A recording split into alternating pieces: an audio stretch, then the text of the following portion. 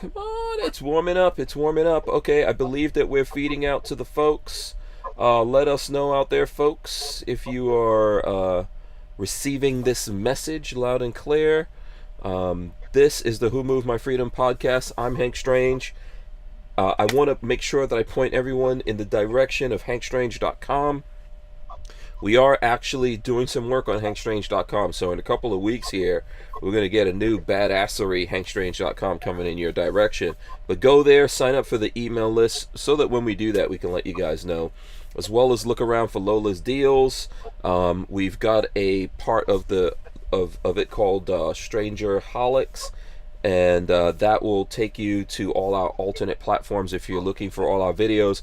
We've had to remove a ton of videos from YouTube, and I'm actually working on something else that maybe I'll get into that. I don't know, I have to look into it, like another YouTube channel where I'm putting the videos that I have to remove from the main YouTube channel.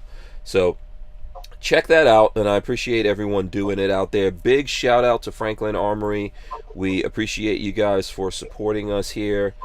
As I usually do, I am going to read one of my openings. This one is in honor of the Fast and the Furious movies, and this is a quote that I hacked it a little bit from Dom. It says, Dom says, "I live." Oh wait, hold on. Should I do the Dom voice? What do you guys think? Should I try to do the Dom deep voice? Okay. I live my life a podcast at a time.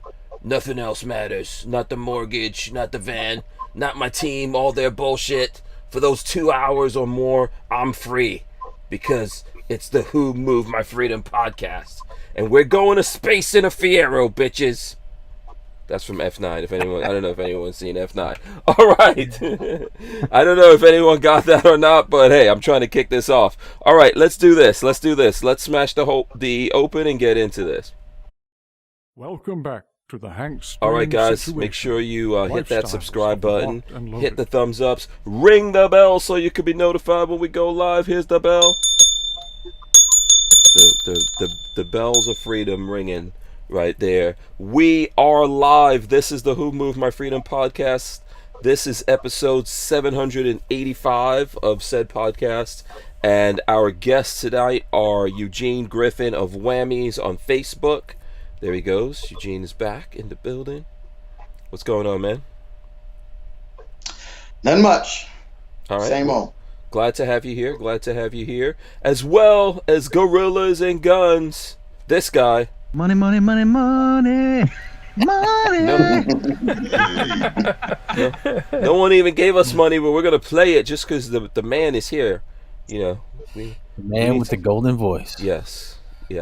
Now people need to start dropping those super chats. Yeah. Yes, listen, we appreciate it here. Okay, so what's up to you guys? How you guys doing, man? It's what is today? Thursday? Yep. Yeah, that's right. Friday. Yeah. I'm gonna look at this as Friday because I'm not doing a show tomorrow. So taking this Friday off. And why is that? Tomorrow's my older son's birthday. So happy we're gonna birthday to him. Yeah, we're going to take the day off and hang out with him a little bit and wish him a happy birthday, you know. So Lola, it's not even really up to me. Lola said no show, so there you go.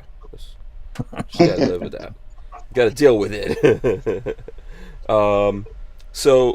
But listen, I'm still, like, believe it or not, it feels like a Friday. I'm run down, I'm tired. I was talking to Scott, Gorillas&Guns, before we started here. I think you're tired, man. You look tired. You know, Eugene looks tired. Everybody's tired. Right? He's got to be tired of that heat they're having out there right now. Yeah. Yeah, it's gonna get worse right Where now. are you? Where are you again, Gene? Seattle, Washington. Basically, I'm on the outskirts, but yeah, we've got a couple above 100 days coming, which is abnormal for Seattle, for Western Washington. It happens maybe once every 5 years or something where we get, real down south type heat. Mm-hmm. And we don't have, it's not like down south where everybody has air conditioning. We don't have that up here because we never get that kind of heat. So when this level of heat comes, man, people start panicking. Yeah. Mm-hmm. Oh yeah, yeah. That's got to be. Oh wow. So do a lot of people have air conditioners out there, or I'm guessing they do. No, No. Oh. Oh. not in Seattle, not in Western Washington. It's some people in Eastern Washington do, but over here in Western Washington, Yeah. no. You got fans and that's it because we Yeah. don't get that level of heat. Yeah. Damn. Okay. Yeah. I bet right now some people are getting those portable air conditioners getting sold out Yep, there. Yeah. Yeah. exactly. Yeah. What's the thing I always say that what is it? A swamp cooler? You ever seen it? You know what a swamp cooler is? Yep. Yep. Yeah. They're very No. popular in shops. Yes. Yes.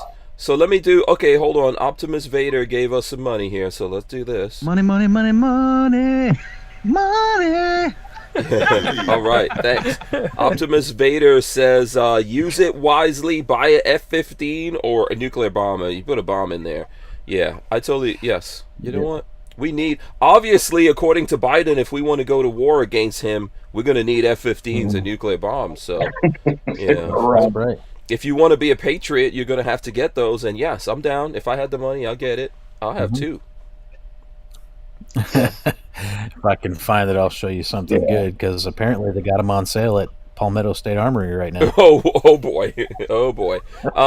So listen, Yeah, Kevin. there's crazy memes going on about that right now, all over social media. I can imagine. I can imagine. While you're looking for that, 42 Chilled said, "Happy birthday, Hank Jr." Thanks. Kathleen Music Lover says, "It's my birthday too." So happy early birthday to Kathleen Music Lover. Happy birthday. Happy birthday. Yeah.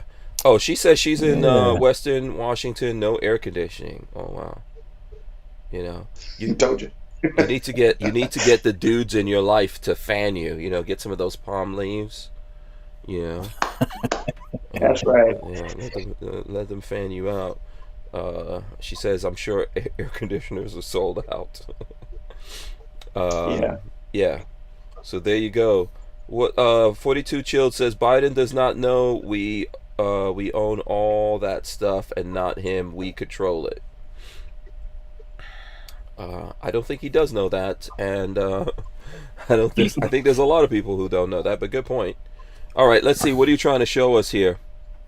I don't know if it'll pick up good on camera. Oh, PSA Custom F-15 Gen 2. Yeah, how much is it? $279.99. Oh, okay. Is it actually an actual plane? That's the cost of a torch. Yeah. G2. Yeah. Yeah. Well, it's a Gen 2 F-15. So. Yeah. I hope you're getting something for that. At least I hope you're getting So free shipping. some kind of. Oh yeah. Okay. If they're putting that there, hold PSA on. daily deal. Let me. So wait. Let me see if I can find that exact thing there. Here, I can send it to you. Because what is it that you're getting though? What is it? What are you getting? Let's see here. Are you getting a plane? Is it a little toy plane? That's what I need to know. What do Here I you go. search? Send you all the F-15? details. Oh, okay. I'm searching F-15 right now. I just thought it was like a joke. I didn't think you actually get anything. I thought it was just a joke. Yeah, Okay, it's a Are you meme, actually that's all it getting is. something? Yeah, this is a screen capture that you sent. Let me see. Yeah, so here we go. Free shipping, daily deal, PSA custom F-15 Gen 2. If I buy that, I want a frickin' PSA. I want an F-15. It was $319. It was $319. Now it's $279. Yep, it's on sale, man. Yeah. I'm gonna post up some affiliate Oh, links. and then below that, I didn't even see this below it. Then below it is the nuclear missile. $49. Oh, that's cheap. PSA logo on the side too. Yeah. Yeah, Appalachian Gun Runners telling me it's just a meme. Okay, I get that, but I want it. If it's, come on, truth in advertising. Okay? Truth in advertising.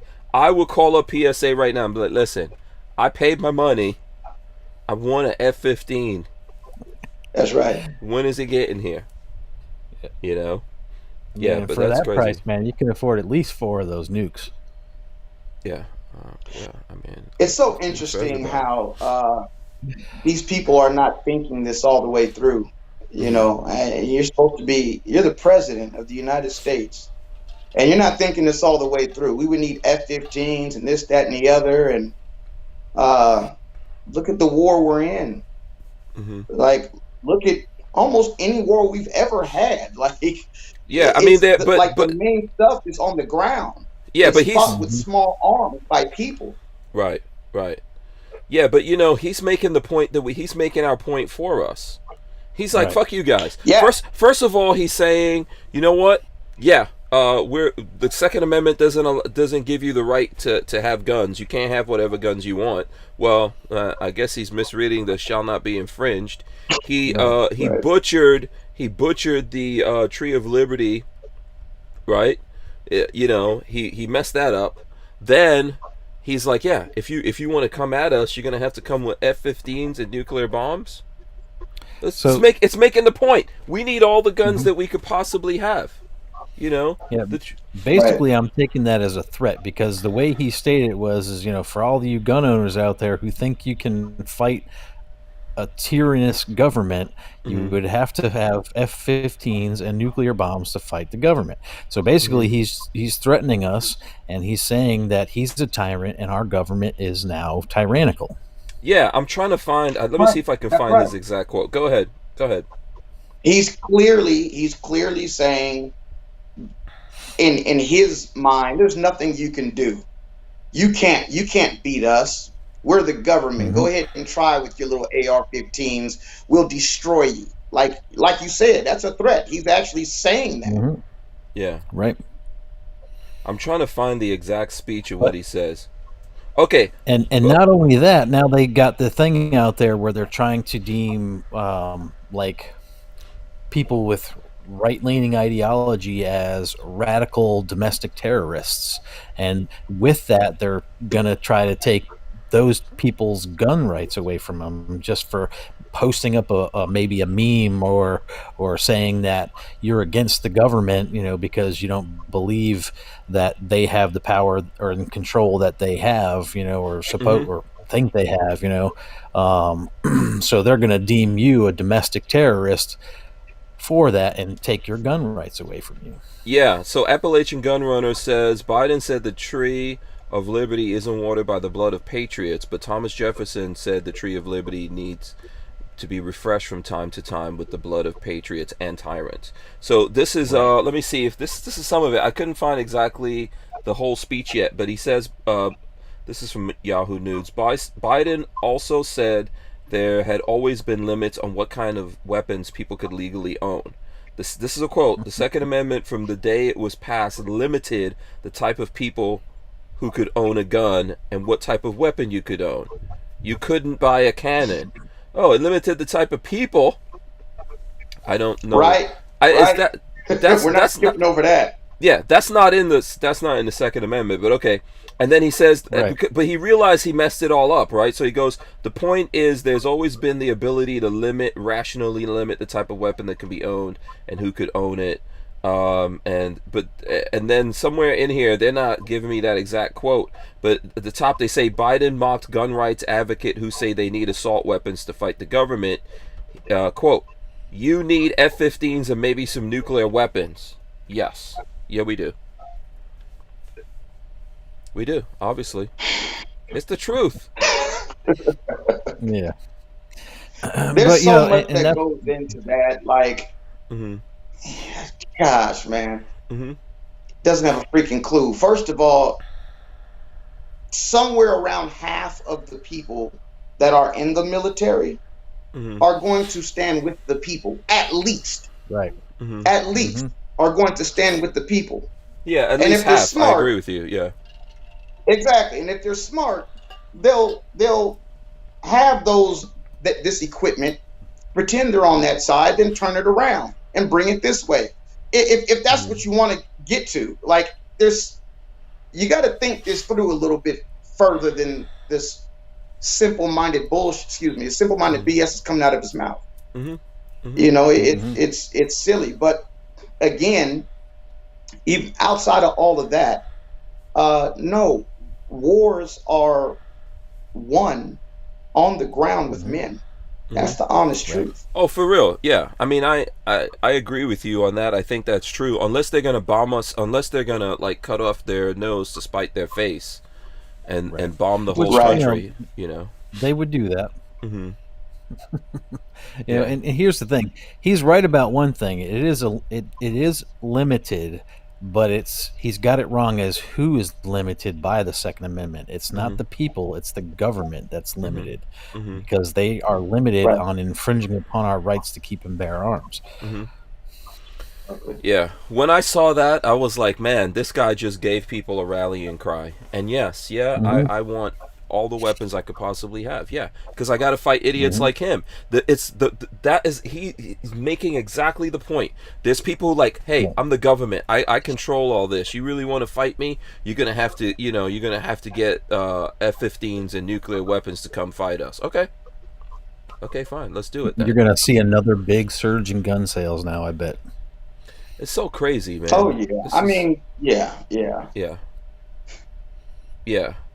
42 Chilled said, "What asshole is gonna nuke his peeps in his neighborhood?" Yeah. The fact that this is a guy who can't talk tough to Iran or Russia, but he's gonna try to talk tough to the people of America. And go, you want to? Yeah, you want to fight us? You're gonna have to get this. And who's looking at this? Like, are people in America really paying attention to what this guy is saying? Right. You know. So yeah, man, it's bullshit. People in other countries are paying attention to what this guy's saying too. Yeah. Absolutely. He's a tyrant. He's making the point. He's a tyrant. This guy is a tyrant. Read between the lines. Yeah, he even said it. Oh, I've been in office. I've been in politics so long. Yeah, motherfucker, get the fuck out of there. Right. Well, he already showed us that he was a tyrant, because what did he say? Executive orders are the actions of a tyrant, right? And he has signed more executive orders in the history of presidency ever in this country. Yeah. So, I mean, I was looking at that like, why do they let this idiot? Can they get like a body double or something like that? You know, can they get some other old white dude and put him up there? I mean, I don't know.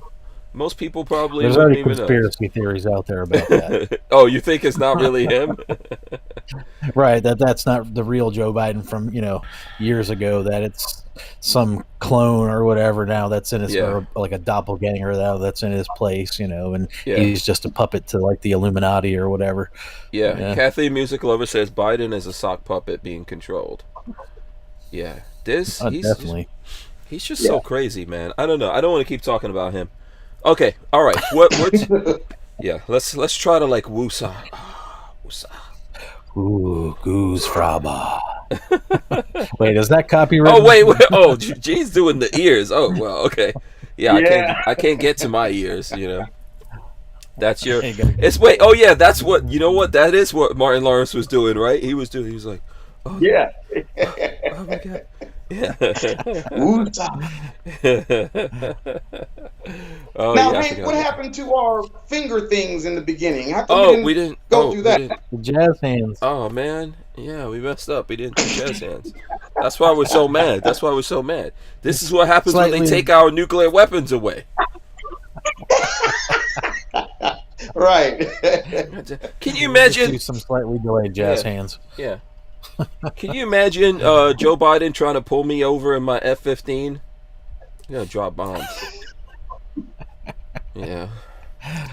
What kind of background check do you have to get for an F-15 and some nuclear weapons? Right. Oh boy. Yeah, you know what? Here's a question. Here's like, as dudes, we always ask ourselves crazy questions.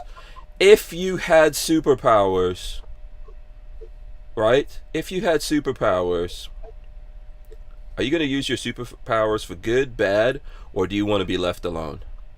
I'm in the left alone cat. I'm just going to make an announcement. I'm going to go out there and I'm going to say, look, I got superpowers, okay? don't mess with me.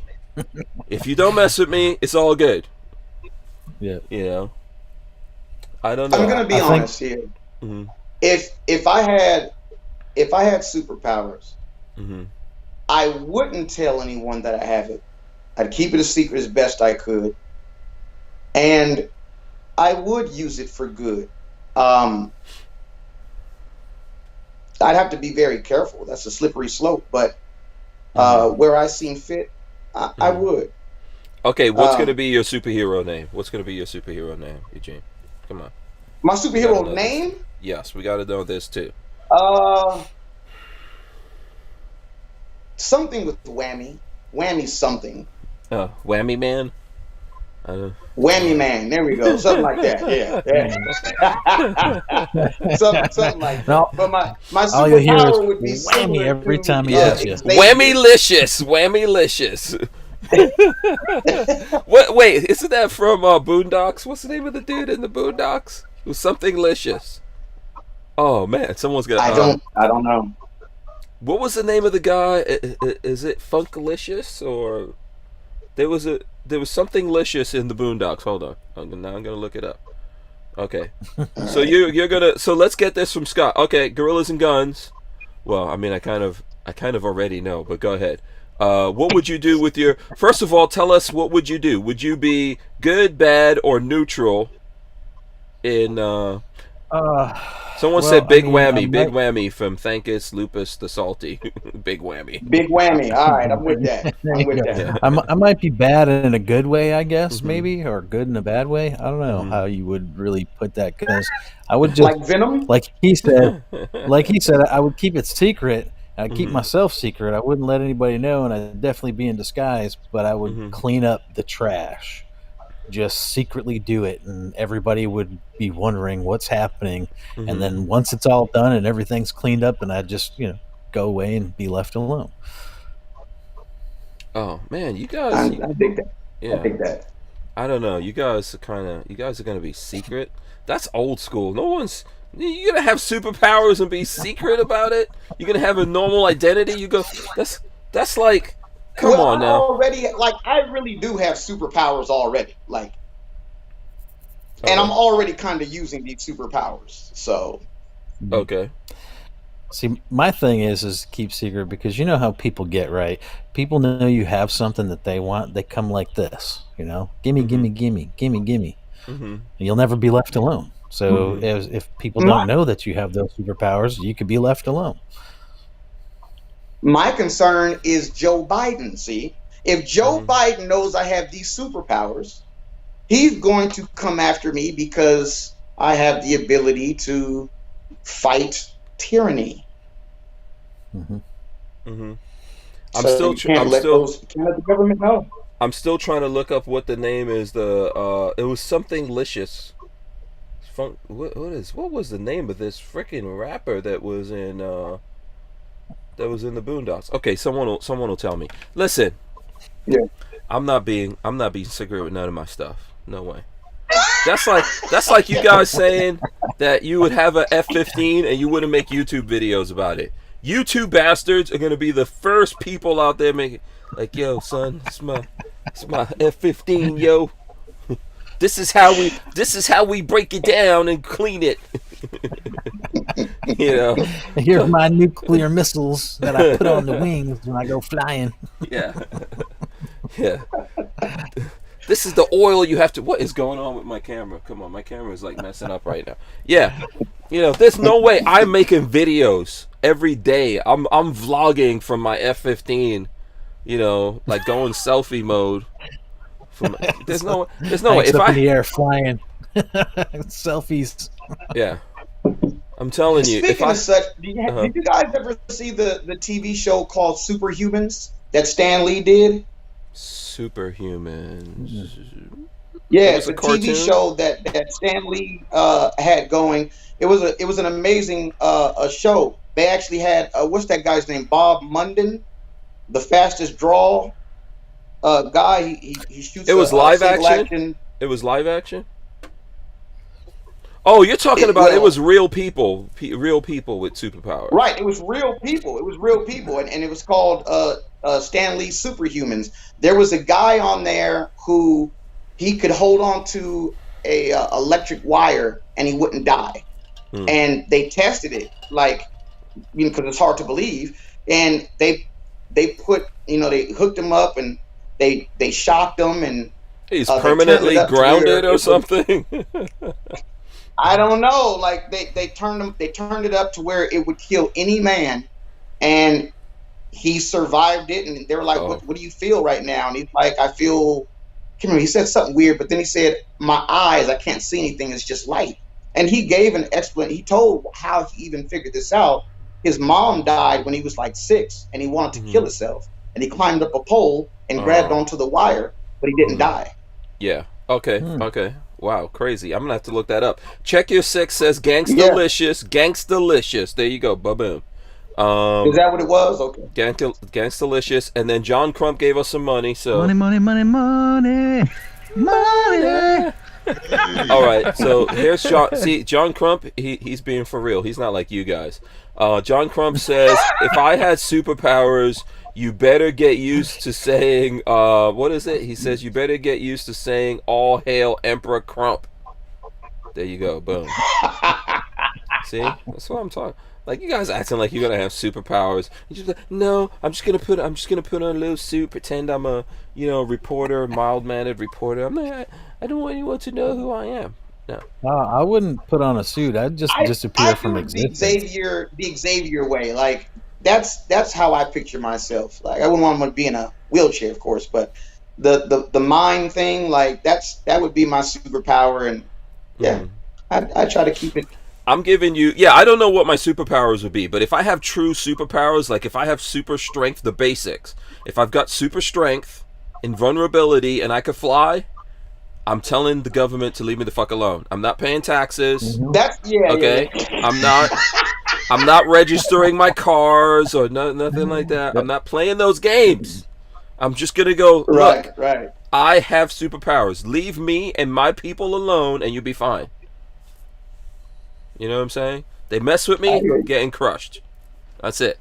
I'm not even gonna be like John. I'll see John taking over the world, like, hey John, go ahead, do your thing, man. It's all good. Just leave me alone. Just leave me alone. Yeah. As long as he leaves me alone, it's all good, So I don't know if there really is, like, okay, for real, there are people who are evil. So I believe that, right? And I believe that there are people who strive to do as good. I don't think there's any perfect people in the world, but there are people who dedicate their life to doing good deeds and good things for other people.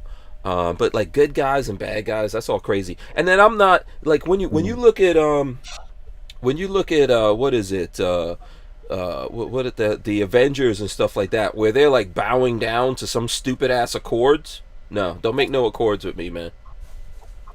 No, like that's unbelievable to me that they go for that.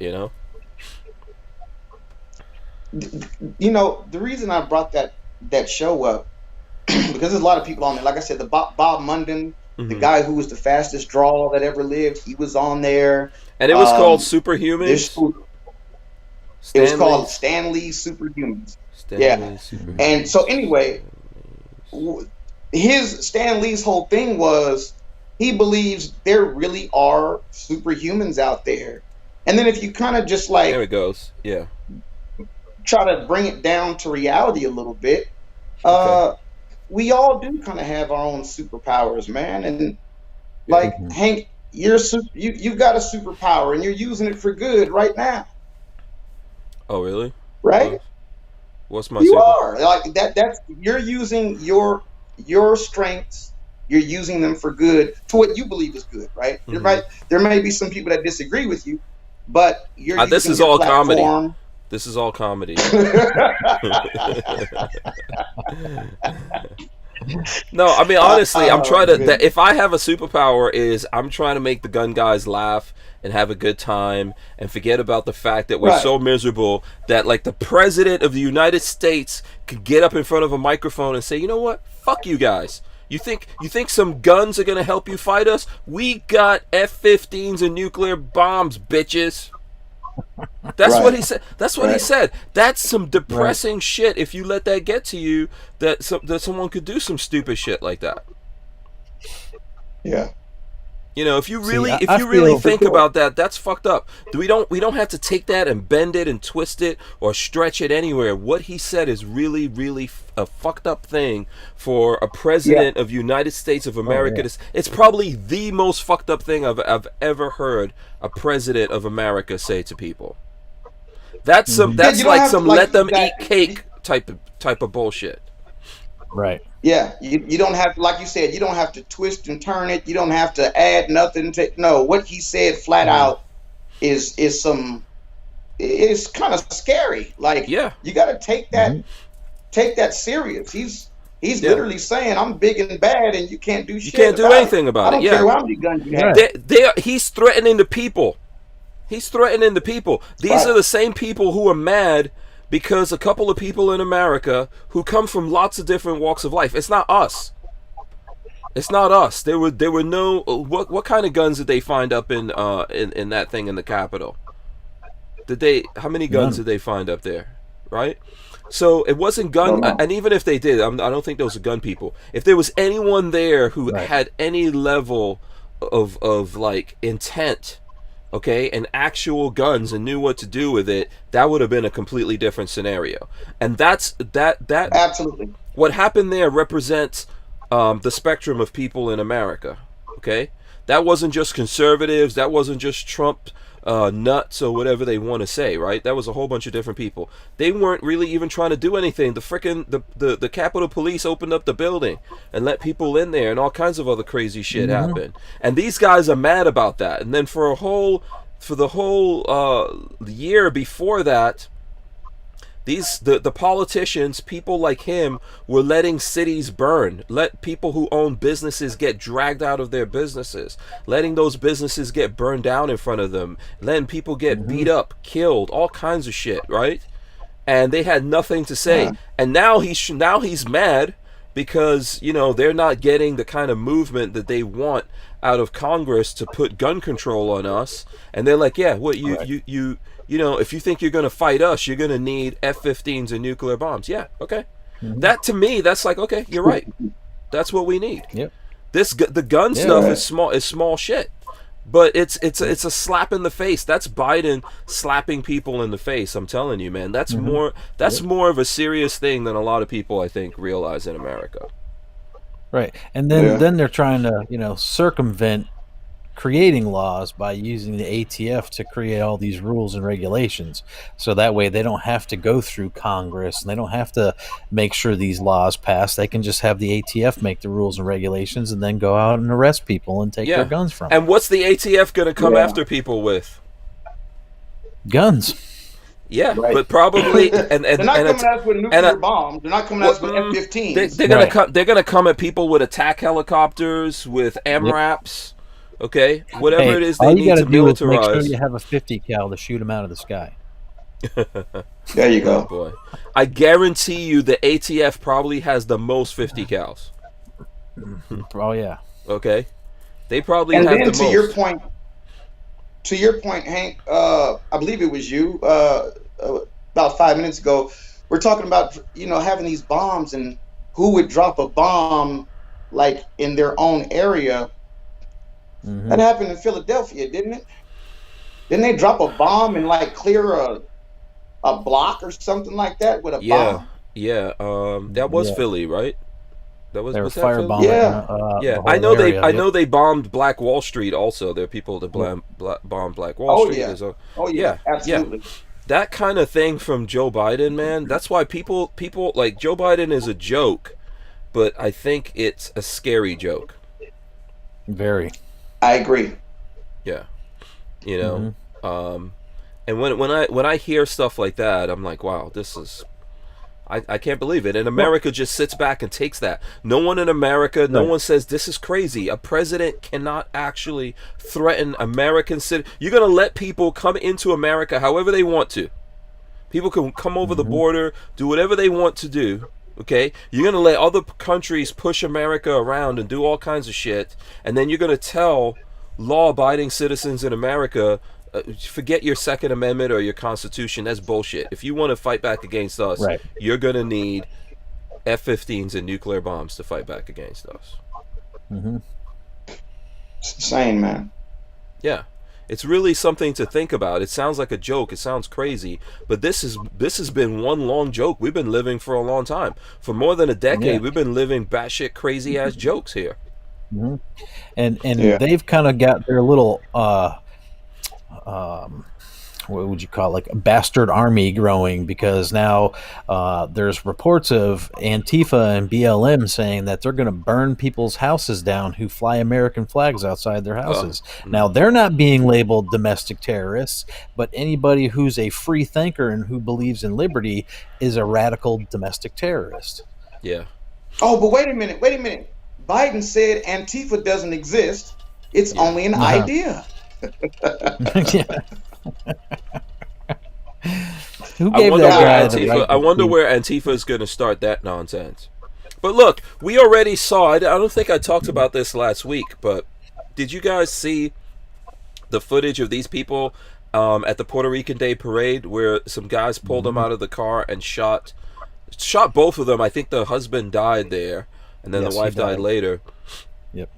Yeah, that was in New York City, right? Yep. Yeah. Yeah. It was like I don't know, 5 or 6 of them pulled these people out of their car. What was and this? Why? shot 'em. What was that about? I don't know. They were apparently the people that pulled them out were gang members. You know, that's at least what the articles that I read said. But yeah, they just pulled them out of their car. It was a Puerto Rican Pride Parade. You know, they were celebrating their heritage or whatever. Which I'm 100% cool with. Right. You Yeah. know, I believe in pride. People need to be proud of who they are. When you start hurting other people or think that you're better than other people, or when you say dumb shit like if you wanna come after us, you're gonna need F-15s and nuclear bombs. That's when something's wrong. But, Well, see, Hank is pissed off about and what that. happened up there in New York is another point proven why citizens deserve to own guns. Then why we they just executed those people. Yeah. If you see the Because- footage, you have to look at that, Gene. I don't want to throw it up here and then get into a thing necessarily, but Right. if you pull it up, it was all over IG and Facebook. Right, so they're in Okay. New York, and New York has some very strict gun laws, so these people aren't able to carry a gun around with them while they're driving in their car, and they're just celebrating, so they got blindsided out of nowhere by criminals with guns, you know? So why that right there just proves that the laws only hurt the good people. And this kind of stuff, like, why did that happen in New York City and we don't see the cops in New York City dragging those bastards out into the street somewhere? How come we don't see that? Yeah. You know? So, yeah, man, it's Like the old days, man, they need to be drawn and quartered. yeah, you know, Yeah. but there's a thing that happened in America where they said this is okay, and they want to tell people in America they can't defend themselves. Forget it. Like, we're talking about Biden, and yes, it does piss me off to think about what he said, but ultimately you need guns because of this kind of stuff. There's the criminals out there don't give a shit. You don't see Biden now. Biden talked tough like that in the past to criminals, if you remember.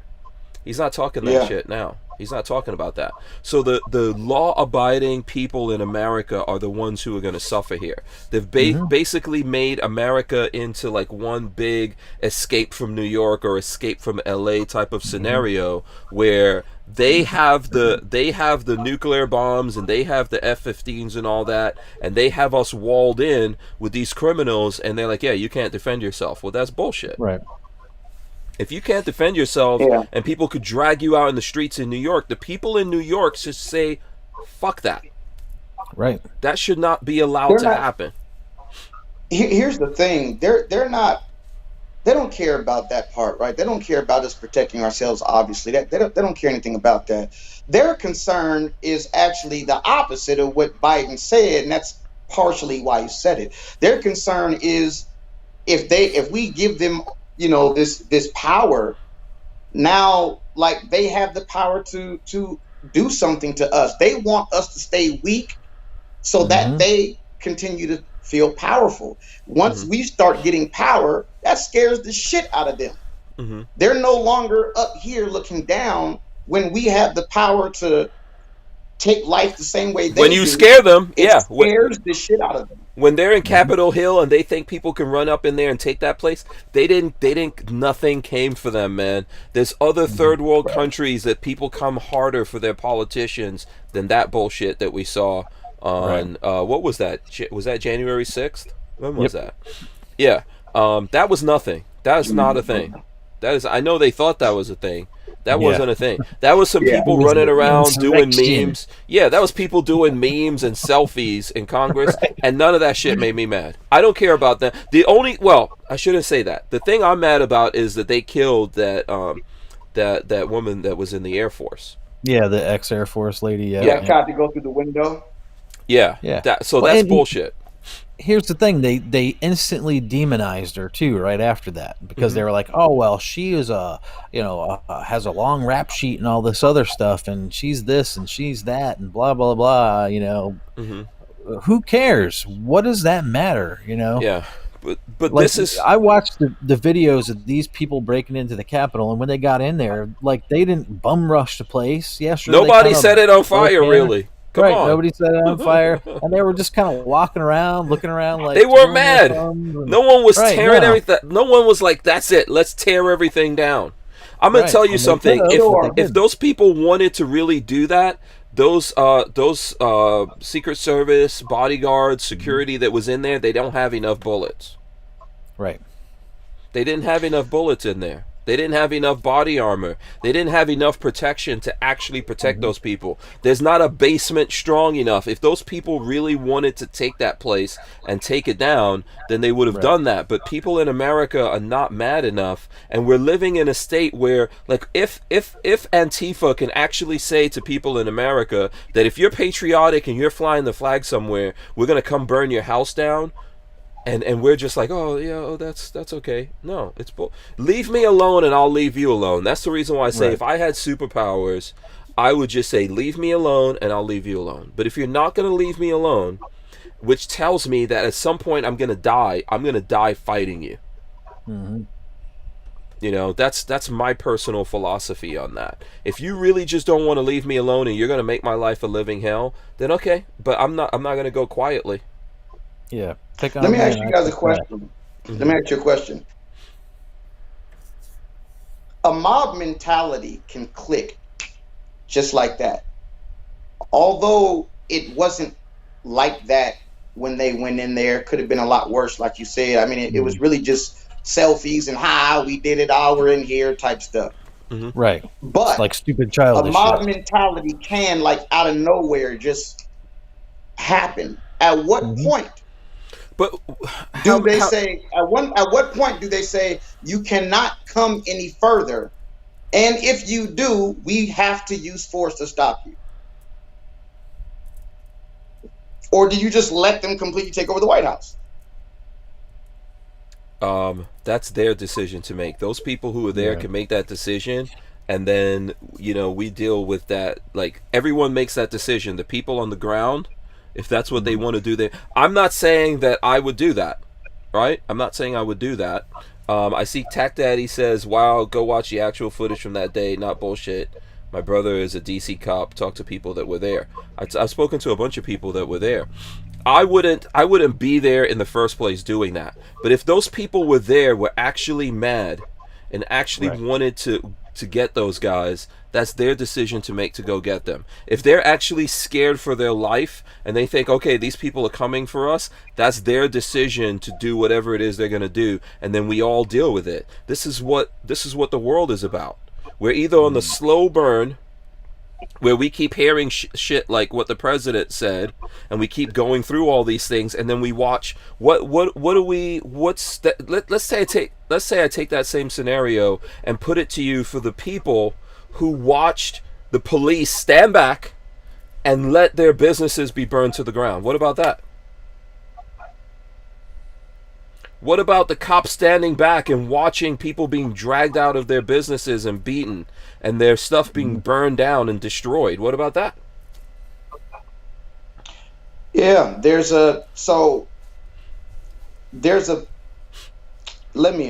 answer that. This is what I think. All right, if if it is their job specifically to protect that business, like that is literally their specific job to protect that business, and people are coming in to destroy it, and then there can come a point where deadly force may have to happen. Yeah, but who's important and who's not? Not So who's important and who's not important? In the Capitol, the guards and the people obviously being guard felt, oh shit, our lives are in danger now. Oh yeah, you guys need to start doing something. And that's why even Republicans are pushing back, right? Now they feel their life is in danger. But what about the rest of us? What about when the rest of us, our lives are in danger? What about now? Hey, look, where I live, no one's gonna actually try that type of bullshit, right? But there's cities, and on the coast that you're living, and probably not far from where you are, where the cops, the government, the people in the government stood back and let people just run wild and take whatever they wanted to, and we all saw it. What happened in the Chaz zone and all that kind of stuff, where the politicians made the police step back, and then the police step back. So all of that, if you're a person and you're looking at that and you live in this world, what is the difference of living in that world in America and then living in that world in Nigeria or Afghanistan or anywhere else in the world? You're on your own. Yep. My point exactly. that's kind of my point. If there comes a point where, okay, whether it's your home specifically, right, or it's your business, whatever that, what you can put that to almost any scenario. There can come a point where it's all right. You've gone too far. I'm taking action. Mm-hmm. Right. That happens. Like that's why we have firearms in case it goes too far. Yeah. Right. So whether that's coming into my home, or if my job is to specifically protect this, right? Like there's Secret Service in there, and their job is to specifically protect the White House or certain rooms or whatever the case that is. Mm-hmm. There comes a point where it is, okay, we have to, like, either we don't do our job and then somebody here gets killed and hurt, or we stop them from coming forward. And if it takes, deadly force, if it ends up coming to that, hopefully it doesn't, but if it does, yeah, so we all draw our lines, and I understand what you're saying. If someone right now is a Secret Service and they're protecting Biden, and that's their job, you signed up for that job. You took the oath. You went through the career path. You did it. You're protecting. I'm with it. Right. Someone goes after Biden. That's your job. You take a bullet for him. You throw bullets back. You do what you need to do. I get it. I don't have any problem with that. I'm just saying that when you find yourself alone, right? When you find yourself alone, and the powers that be, when it's your turn that you need help, you watch the powers that be go, nah, fuck it. We'll just, if you're those people in the Chad zone in where was that, in Portland, right? That was right here. That was in my city, right here. Okay, so that's your city. If you have a house there, you have a business there, and you watch your leaders in your city step back, and you watch the police who took a job and took an oath and all that step back, then who do you have on your side? Just yourself. Mm-hmm. That's it. That's all you have. If you're in there, yeah. Absolutely. I completely understand what you're saying. I agree 100%. I don't agree with those people rushing the Capitol and doing all those things. What I said is that was nothing. That was not people actually actively organized trying to do shit. That was maybe people taking advantage of a situation, people manipulating a situation and pushing buttons and all that kind of stuff and making some stuff happen. But that wasn't anything. That was not anything. We saw more than that happen in the year leading up to that. We could pick specific instances where more than that happened. More people died, all that kind of stuff. So that really wasn't anything. And where were these people when all this stuff was happening? They were nowhere. They didn't give a shit. Those people were on their own, Well, it's because they. Yeah, my nephew was down there, man, and he's seen a guy. He's seen one of the people who died in the Chop area get shot in the head. He was there when it happened. He's seen the whole thing. For people who don't understand Seattle, Um, that chop area is an area that everyone kind of knows who is in that area. I got to be careful what I'm saying here because I don't want to, sound a certain way. But there's certain people that live in that area, and it's like when that happened, it's kind of like, well, of course that's going to happen there. They've always been there. Like it's Broadway. Broadway. So it was the hood. What is it that were these strange kind? Okay. I don't want to say strange people. The different kind of people there. Mm-hmm. Okay. And so when that started happening, there it was like, well, sure, it's Broadway. Yeah. Like, however, making the police back down and leave an entire precinct, that's insane. That's insane. And then you've seen the who was that? She stepped down. She left because she knew she was about to get hit with all kind of. So who in government? What? I'm sure there was some Republicans, right? But who in government said this is crazy? We can't leave the people of America, the people of this city. We can't back off and leave them. If the cops back out and leave those people, we're gonna send someone in. Who was talking that shit? So, well, someone was, because they went in there and they strategically removed the entire thing. Now, the fact that it took 2 weeks, that's the problem. Yeah, I mean, the only people I think I saw Trump talking something about it. I think there were some people who were talking about it, but where were these politicians that right now want to start commissions, want to go after people, right? Want to make people lose their job, who are encouraging people to rat out, their relatives or whatever, so they can find the people who did this. Listen, I don't have any kind of empathy or sympathy or whatever it is for the people who did it. I'm not saying that. What I'm saying to you, that was not actually a thing. Like, I've lived in countries that have had military revolutions. You know what that is? Right. I mean, seriously.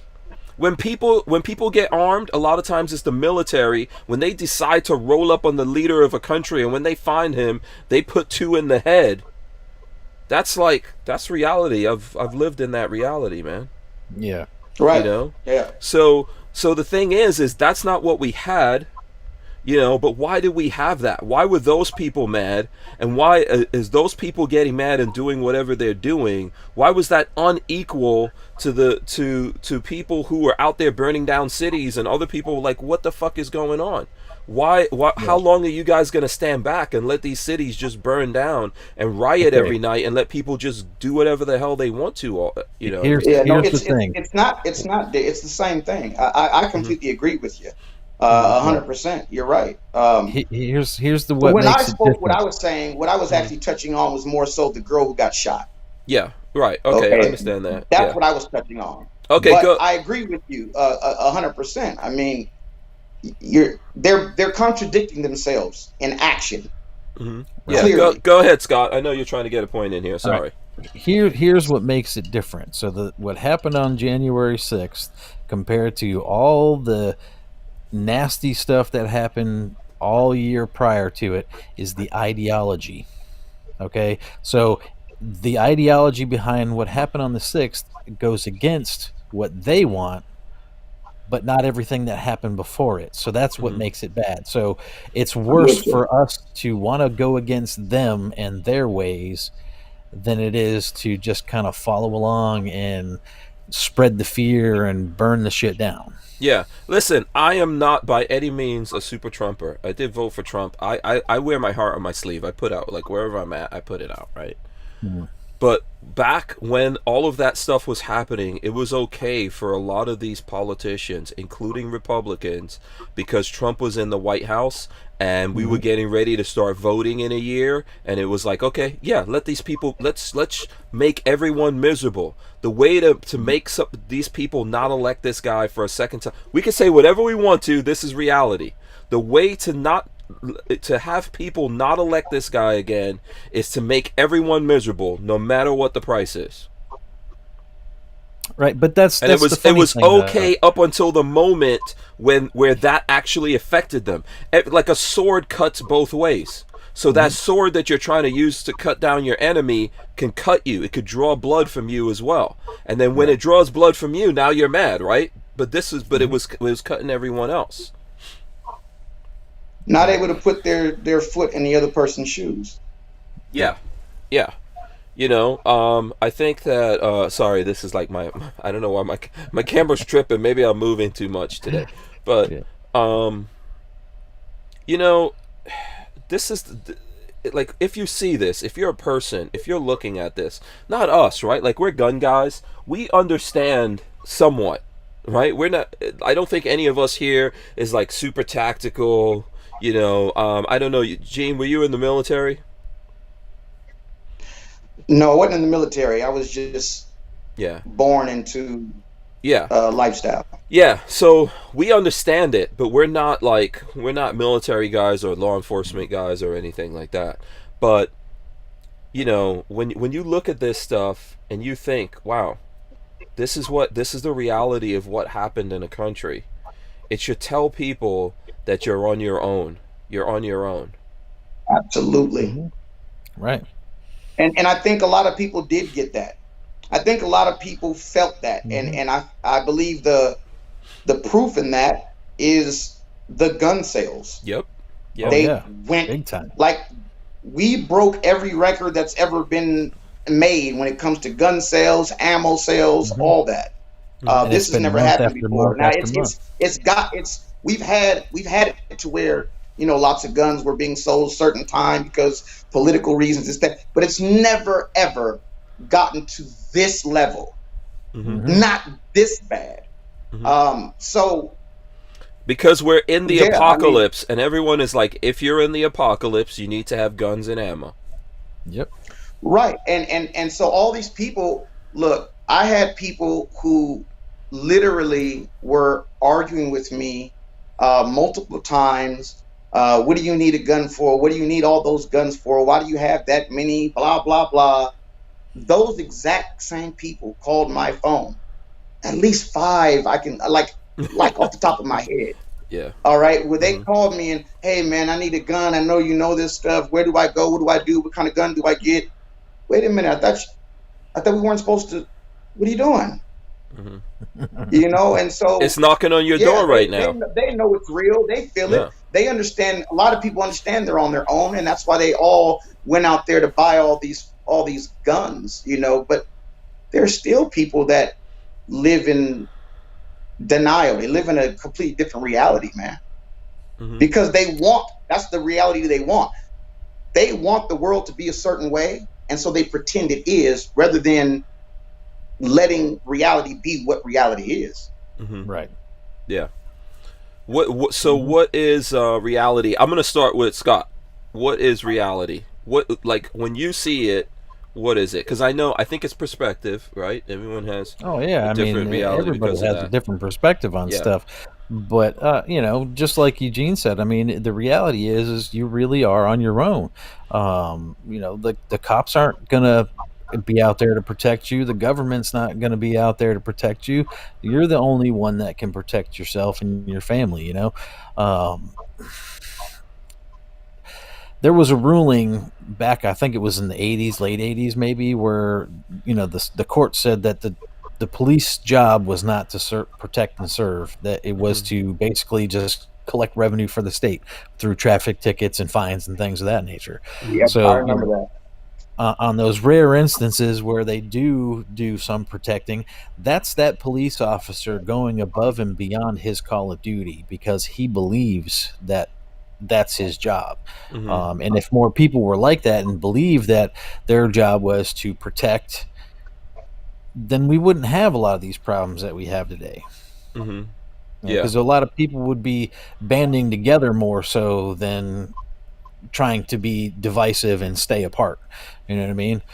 People wouldn't be so scared to walk out their door, or they wouldn't be so fearful that they needed to believe that, oh, you know, the government's going to come down and save me and make everything okay, you know. Mm-hmm. This is where life, it becomes like the beautiful nightmare. You know, life is a beautiful thing, but it's a nightmare on some respects when reality actually sinks in and you see things happening the way they're happening. Mm-hmm. Yeah. So, Okay. and it's something we can't control. Mm-hmm. Yeah. I'm gonna ask. I think that was a good answer. I'm gonna put that same thing to you, Gene. Yeah, what is reality? I mean, that's tough. Like you said, it's perspective. If there's plenty of people who live on this planet right now who absolutely do not believe that aliens are real in any way, shape, or form. To them, it's a 100% fact aliens don't exist. That is their reality. That is their reality. That is real to them. Then someone who believes that suddenly sees a UFO, gets taken up in a spacecraft, and aliens are poking him with tools, and when he comes back down, now his reality, he lives in a different reality now than this other person. Poking him with tools. Poking him with tools. You don't get. You know what people get poked with. So, all right. So I think reality is reality is what is true without a doubt to each individual. What is true without a doubt. There's no possible possibilities that something that the answer is something else. Reality is something that it is no matter what. And that's tough. That's tough because I'm somebody that understands that it's possible for the truth to seem impossible. So with that, there's certain things I know just are. They are. I know for a fact I'm on my own. I can prove that pretty easily. Right? And that's the stuff that I more so am touching on. The things that are you 100% on? Are you 100% on your own? Do you have a community? Are there people you feel like, hey, if I was really in trouble and I hit this person up, they'll do their damnedest to get next to me to help me out? Okay, maybe, but we don't. You don't know until they get there. Yeah, right. Until it happens, right? I mean, when the heat comes on, who was that? John Lola, I'm not sure, the warrior poet guy, cool guy. He had a video the other day where he called them chocolate soldiers, and chocolate soldiers are people who they seem tough, they're designed so they look tough, but when the heat gets on them, they melt. They can't handle the real deal when it happens. I've been there. I've felt the coward leave out of my body. And I had to actually stand there and fight. I had to use my gun to stay alive. So there are people that you think got your back. There's people you may believe can help you out, but you don't really know that for sure. So that's not based in reality. Reality is, for me, is only what I can prove without a doubt. Yeah. Without a doubt. And that is reality. Yeah. So, go ahead. No, I was going to say, just to piggyback to that, it's like we all came into this world on our own. Even if you were born a twin, you opened your eyes on your own. When you close your eyes, that you're doing that on your own. You're leaving other people behind. No one's going with you. So you're right, man. Through this whole world, through this whole life, it's from our perspective of our lives and what we see, and what we see is reality, and what works and what doesn't work, what helps, what doesn't help, where we lose, where we fail, where we win, where we gain something, right? It's all according to us individually. You guys are you guys are on point about that, and guess what, everyone knows that, even if they don't know it. Right. Well, I mean, that's internal instinct, Yeah. Sooner or later, you realize, hey, that's it. I'm here. This is me, and I'm on my own. Reality is what you make of it, for sure. But like Eugene was saying, there's one fact in all of that, and that is Right. yourself. That's like, you see all these people out there who would rather do this than do this. Well, those are the people that are living in a delusion, Yeah. and they believe everybody else is to blame and not themselves. But really, and that's why they'll never get anywhere. That's Right. why they stay stuck. You will stay stuck where you're at as long as you keep pointing outwards. And the moment you start doing this, then you can dig yourself out of your situation. Yeah, it's the difference between this is something I came up with a long time ago. I'm trying to think how I came up with this. I was actually reading the King Arthur story. So I'm trying to remember exactly which books, but there's a whole bunch of different books on the King Arthur story. But somewhere in the whole King Arthur mythology and the books and the stories that I read, they were trying to explain about this knight. And what's the name of the knight? Not King. What was King Arthur's favorite knight that betrayed him again? Oh, damn it! Oh man, I don't remember. Yeah, I just watched Lancelot. Yeah, it was about Lancelot specifically, right? And Lancelot said that a man is either deliberate or accidental. And I started that whole thing started wrapping around my head, and I think it's what Scott just said. Like, there's people that when things happen to them, they point out to other people. Oh, you did this to me. I wound up in this. You made me do this. So these people made me do it. And then there's other people that take their responsibility in that, right? So to even flip this conversation that we're having, all these people who wound up in this situation that's going on with the Capitol that are getting in trouble. Let's say we say that there's people out there agitating the crowds, making people do this. Why did you do it? Why did you listen to those people? Why didn't something in your brain go, oh, I'm backing up? And I have spoken to people who were there. There was a guy who was there the whole time communicating with me, and he was like, and he was there with his family. And he was like, this is crazy. In the beginning, he thought it was great. He went to the speech from Trump. It was awesome. He said there were all kinds of people around, black people, white people, people who were, disabled, all kinds of stuff. And then after that, that whole thing just started falling apart, and he got out of there. Okay? Who's responsible for the people who decided to stay there and continue to do that? Then they themselves are. Those individual people. Yeah, and I'm not. What I'm saying is, we all have to face that at some point. As men, we will have to face a point where we go, oh, you know what? Biden's right. He's got all the nuclear missiles and the F-15s and the attack helicopters, and we just need to bow down and go, here you go. Here's the guns, and give them back to him. Or we're going to have to go, no, it's not going to happen. And we'll have to decide, like, where is the point that we're actually going to fight. But when we make that decision, we accept the responsibilities for all of that. Right? We accept everything that happens out of that. If we win, if we lose, right? Whatever comes out of that, we accept it. Because ultimately, it's on us. But what we need to do is be deliberate about who we are and the choices that we make. And when we go, okay, now I'm coming for you. That's why most of the time I just want to be left alone. I think that's what most people want. That's absolutely what I want. I mean, that's who I am as a person. I respect you. Please respect me. I'm out of none of my business. So what I got going on, none of your business. Leave me alone, man.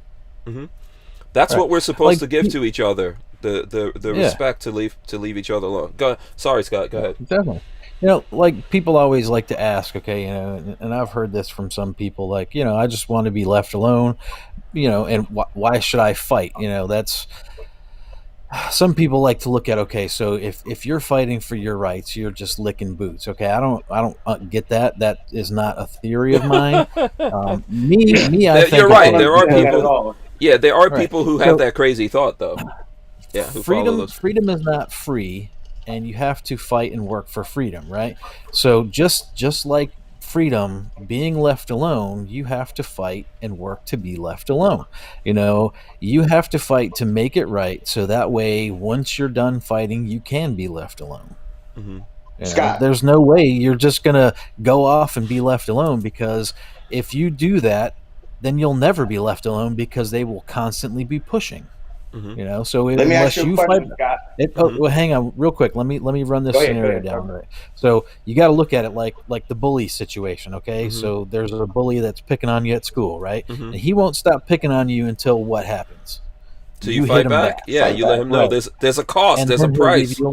Yeah, right. That's right. So and until you fight back and show them, hey, I just want to be left alone.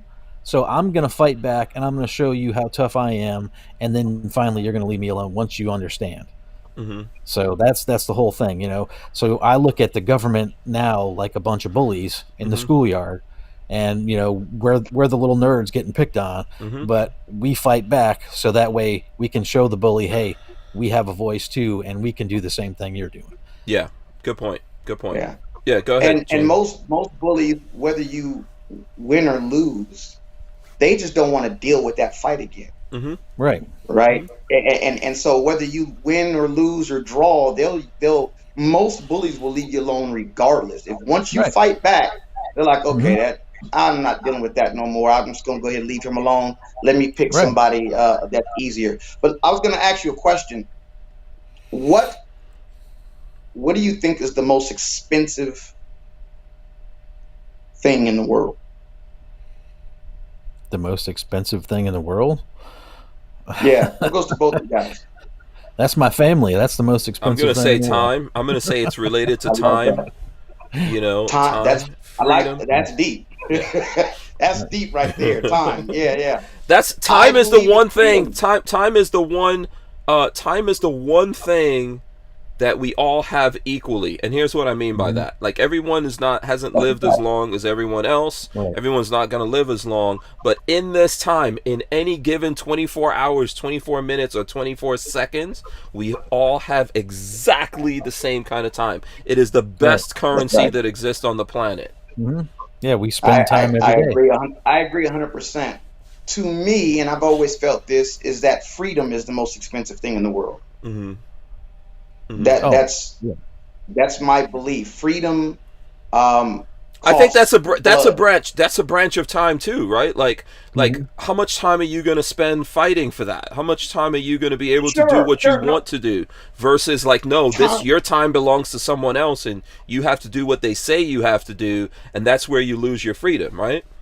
Right. I believe that time is the length of the existence of anything or everything. And even nothing. So I believe time is intertwined with literally everything. Everything. So it's there no matter what we're talking about. But yeah, I believe freedom, because that's, and actually that also goes into what you just said, family. Right? Because if it comes down to your family being in trouble or threatened or whatever the case may be, it may come down to the cost of blood. And as a man, you're willing to pay that to make sure your family is safe and okay. So that we can spend more time together. Right. Yeah. I don't want to spend the time lamenting. Right? Because it's expensive. If you don't make it, at least you've done something you fought for your family's well-being, whether you make it or you don't. Regardless, you've done what you need to do, and that is the most expensive thing, in my opinion, is freedom. Yeah, I would agree with you, man. Yeah, I think there is a high price to pay for freedom, right? It is. Look, before you actually even came into into our little behind the scenes thing, I was talking about Britney Spears, right? And I know it's crazy. Everyone's like, "Oh, Britney Spears. What does Britney Spears have to do with guns or freedom or any of this shit?" If you look at Britney Spears right now in the news, what they're talking about Britney Spears, that she does not own herself. You know that, right? That's crazy. She's in a conservatorship, and her father or whoever it is behind all of that, they own her. They put a what is it, IUD or whatever it is in her. She can't even have babies unless they say she can have babies. Right? There's this whole life that she has to live that's basically like slavery. And how does it happen? How does it happen to someone like Britney Spears, who's supposed to be famous and wealthy and all this kind of stuff, and so much of us are paying attention to her, or even we're gun guys and we know who that is, because it's that, you know, all of us are susceptible to this. No one could escape. I don't care how many F-15s and nuclear bombs Joe Biden has, he can't fucking escape it, man. Right. Okay? He has to answer. He's going to meet his end. They could pump him up with whatever they want to. He's going to come to it. Those politicians sitting in the Capitol thinking that they are protected from us and we can't ever touch them, bullshit. Everybody could be touched. That's facts. You know? Everyone's going to be gotten to. We all need that. We all need that as a motivator. You know, whatever it was, let's say we go back to the beginning of time when, you know, we were, you know, cavemen or whatever it was, right? And we're running around with the saber-toothed tigers trying to eat our asses. We need that fear. That fear is the motivator, the thing that drives us, that pushes us to strive for more. And what's happening, I think, nowadays, man, is that even we're living in life is pretty cushy for most people. I know there's some people on this planet who their lives are really messed up, right? And for some people, it's batshit crazy. You know, like right now, if you think about those people in that building in Miami, that the building fell down, those people still under the rubble there, they're fighting for their life if they have it and all that. And we can't appreciate that from our point of view. But this pressure will come for all of us, whether we realize it or not. And the absence of that, the thing that makes it seem like you don't have the pressure, that's the most dangerous thing. If there's a demon, if there's a devil, that's the devil. That's the demon. The thing that makes you think that you don't have pressure pushing you to perform and be better and to move. You know, so the reason why I'm saying all of this is I'm 100% for freedom. But what is it really? A lot of people think freedom means, oh, I could wake up whenever I want to. I could just lay in bed and eat bonbons and do whatever. I don't have to do shit, and that's freedom. No, man, that is actually not freedom. Okay? If you're in a scenario like that, you're a pet. You're a slave. You belong to someone. You belong to something. Right. Something's eating you. Something's eating you alive, whether you realize it or not, and they're just fattening you up. You're just a pig somewhere in a sty that they're getting fat so that they can slaughter you. Yep. So there's levels. To your point, there's some farm animals that think that they're free, not realizing they are inside of this gate, and they will be, you know, somebody's gonna chop their neck off, and they're gonna be fried and cooked and eaten. But while they're loose in this small little area that's got this fence around it, they may think they're actually free. Yeah, man. Yeah. That's the thing that we're all facing. And I don't know, certain things for me, certain things that happen that I see wake me up from the Matrix. You know? I'm with you, man. I'm with you so much. I'm with you 100% there. Yeah, when I see certain shit, I wake up from the Matrix. And I hate to make it the theme of the whole night. It wasn't my intention or whatever. But when you see that old fuck, Joe Biden, go, you guys are going to need F-15s and nuclear bombs to fight us, that should wake you up from the Matrix that you're in. That is the most contemptuous thing I have ever heard come out of the mouth of a supposed leader of the free world. Right.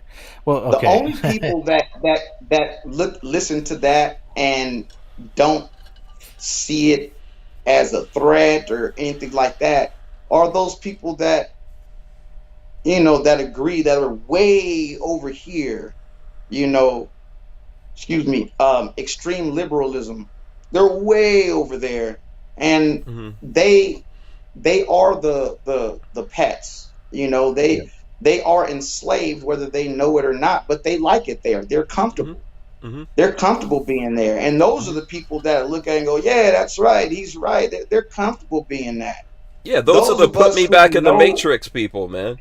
Yeah. Right. Yeah. Oh my! Why didn't I take the blue pill? You hit it on the nail. That's exactly right. Some people like, no, I don't let me stay here. I'll stay asleep. I'll stay in this world right here. I'm okay. I don't want to be responsible for myself. I don't want to be responsible for, my well-being, etc. Those are the yes my sir, family. master sir people to me, man. Yeah. I'm just gonna say that it can hurt people's feelings if it wants to. Go ahead, Scott. You've heard Here's something something. more contemptuous than that? No. Okay. I just want to say something because you said the word leader before. Okay. Now, I said supposed. Right, but still, even supposed leader. And this is where the main problem lies that has gotten us here today, is because so many people over a certain amount of time have continued to call those people in government our leaders. So their egos grew till they finally believe were our leaders. Now they act like they are our leaders because they think they are our leaders, and we just basically hand it to them. So really, they're supposed to be our servants. That's a they're fact. the hired help. They're not the leaders; they are the hired help.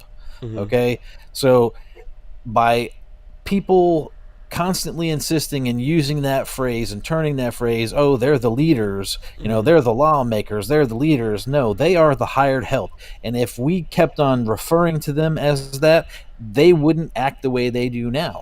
Because they believe they're the leaders, they believe they deserve the control. And they want that control because it feeds their ego, and because all of the time that we spent calling them leaders and everybody else in the world saying leader, leader, leader, that's what they think they are. That's what they've become, and we've kind of handed it to them because of that.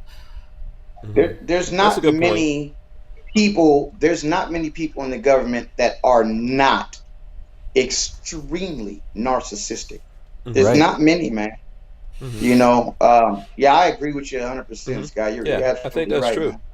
Yeah, but what do we do about, I think you're making a good point. That's something I need to be reminded of all the time. I think we probably all do. But these guys are there, man, whether we like it or not. The revolution has already happened, The servants are now, have flipped it on us, and they're now the slave owners. Have become the masters. Yes, right. They're the masters. How do we undo that at this point? Young kids growing up have this already instilled in them because they hear it from their parents and the generations before them. So that just becomes an automatic thing. They never learn that they were the hired help. They've always learned that they're the leaders. Yeah. And they our founding fathers, they knew this from the very, very, very beginning. Here's what is going to happen without a doubt. Yeah. Well, because we tyrannical. Yes, ultimately, regardless of how we look at it, and I think Scott makes an incredibly valid point, right? That maybe we need to open up a little bit more. Regardless of how we look at it, the system of government that we have here in America is built on that, there's all these people, and a few people out of those people will be chosen to represent the entirety of the people, right? As Scott says, they're supposed to be the servants of the people. So basically, they're doing a job to keep everything running. It's never supposed to be permanent. It's supposed to be temporary. But yet, it has become a permanent thing. Joe Biden, like his whole entire life. How long has Joe Biden been doing this? This is his whole life. His family's whole life. There's like his kids have been born and lived and died inside of this fiefdom, princedom, the machine.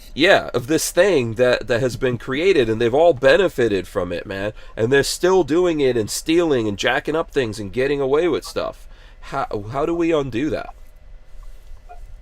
How do we fix that? It's going to take a lot of people getting out of that mindset that they are our leaders. Yeah. And pushing back. And here's another thing, too. Politicians were never meant to be rich. How are you getting rich from being a politician, from government? You're that's not supposed to happen. Now, these ones that are getting rich off of it, like Pelosi and Biden and countless others, once they started making the money, they should have just been thrown right the fuck out, because that they're only in it now for their own personal gain. and that's not Yeah. supposed to be the thing. Why do politicians deserve a 6-figure salary, for a job that they supposedly wanted to help people? Yeah, the only benefit Right. should be the help. The fact that you're helping the people or serving the people, as you said. Right. And if you need to make money, you need to go do that. And then when you've made your money, then come be a servant to the people. Right. I tell you Right. what, It's not supposed to be a through- career. Right. going through what I went through with having pancreatic cancer and all the health problems that came from that. You also see that type of thing in the health area. Oh yeah. It gets to a point where the doctors and the surgeons start talking to you as if you work for them, like they are in control, and what they say go. And it took a matrix situation, Hank, for me to go, wait, well, hold on. My insurance is paying you. You work for me. No. I don't work for you. You work for me. Here's what's going on with me. This is what I believe needs to happen. Now, I want your expertise, but if I don't agree with you, it's not happening. This is my body, and you work for me. Right. And it's the same type of thing with the government. You work for us. Like, we are America, not you. Like, I'm not saying they're a part of it as well. Don't get me wrong, but we are this country. We make this up. You work for us. You're supposed to be doing for us, but we are the United States of America. I'm with you 1,000%, man. It's a system, man. I know I went through, not as serious as what you went through, but I have Crohn's. And when I found out I had Crohn's, I kind of went through, for years, I was in and out of the hospital. I probably spent, at least half my year inside of the hospital, man. Having little minor surgeries and things like that. And yeah, what I came to realize is just a system, and they don't see you as a person, and they're not serving you as a person. It's the system, and it's like, hey, I'm going to spend 5 minutes with you, and then I got to move on.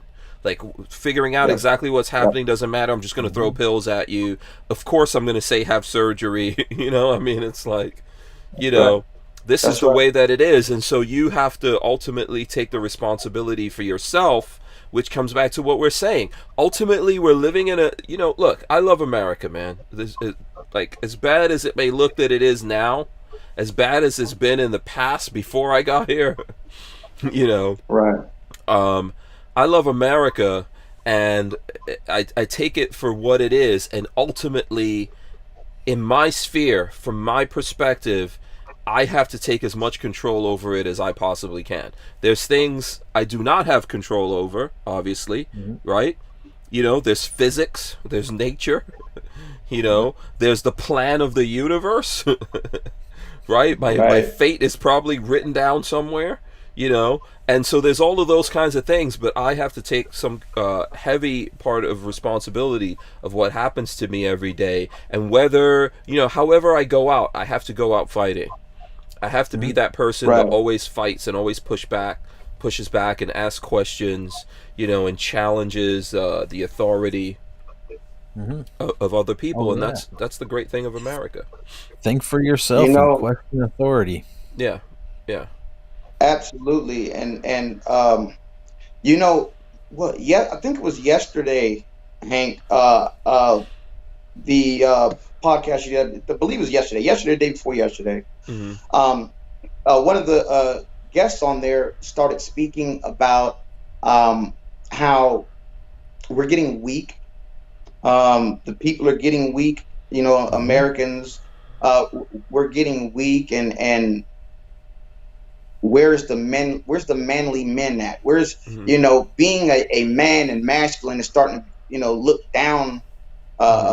People looking down at that, and I'm gonna tell you, I am so thankful for my dad and the way he raised me. He taught me early on, so that it is instilled in my mind that you need to be willing and able to die for your family any given moment. Right now, if you And he have to. instilled that in me. So it's in me almost whether I want it there or not, and he raised me that way. And that whole thing of weak men create bad times create strong men. That they were talking, you guys were talking I about. think I think that was Patrick that said that. Yeah. That's real, man. That is some real stuff, and we are coming up on that right now, and what we can do is make sure we instill all these great things into our kids, our children. There's a certain amount we can do, and then there's certain things that are completely out of our hands, as you were saying a while ago. But you have to do what you can do. Luckily, I'm someone who believes I can do things that I probably can't, but I will go for it. I will try. I will do everything I possibly can. That's why you're still here, man. That's why you're still here, kicking asses. Well, go ahead, Scott. You know what gives you that thing that would make you die for your family? You know what that really is? That's love, man. Mm-hmm. Absolutely, man. Absolutely. That's not, masculinity or anything else like that. That's just love, man. Mm-hmm.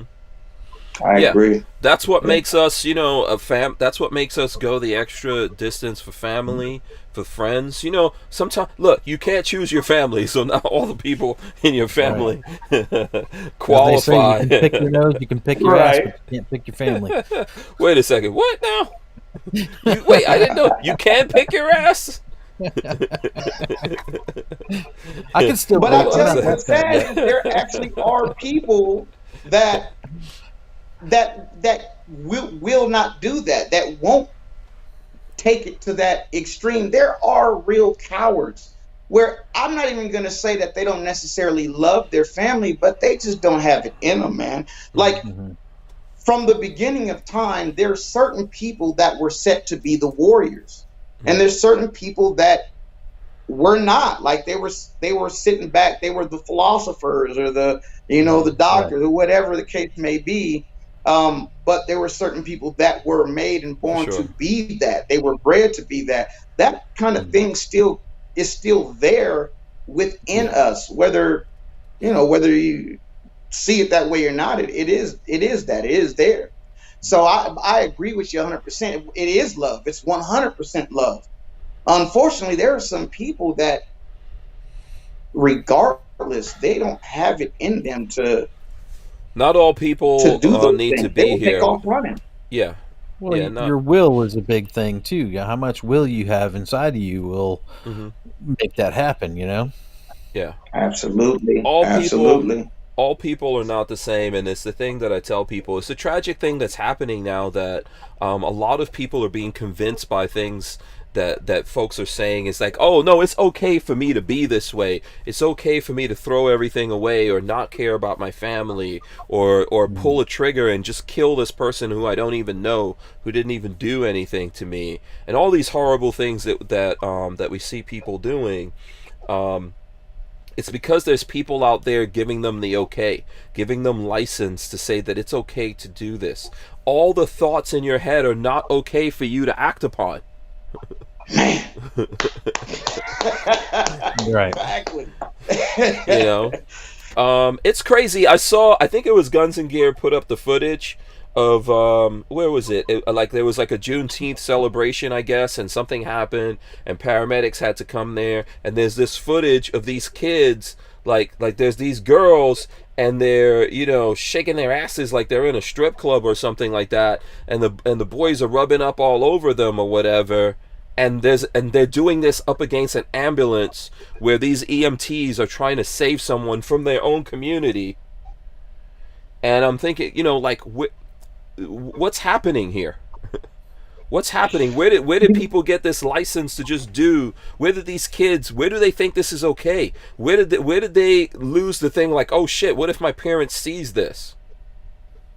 Yeah, you know what? I'm so glad you just said that.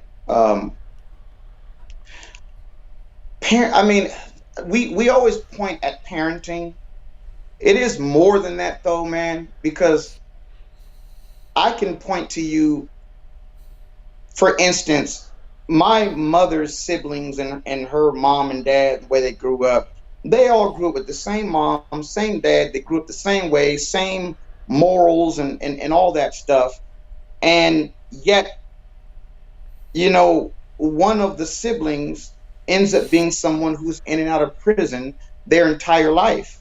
And he was raised the same way as the rest of them, the exact same way. But he took this other route for whatever reason.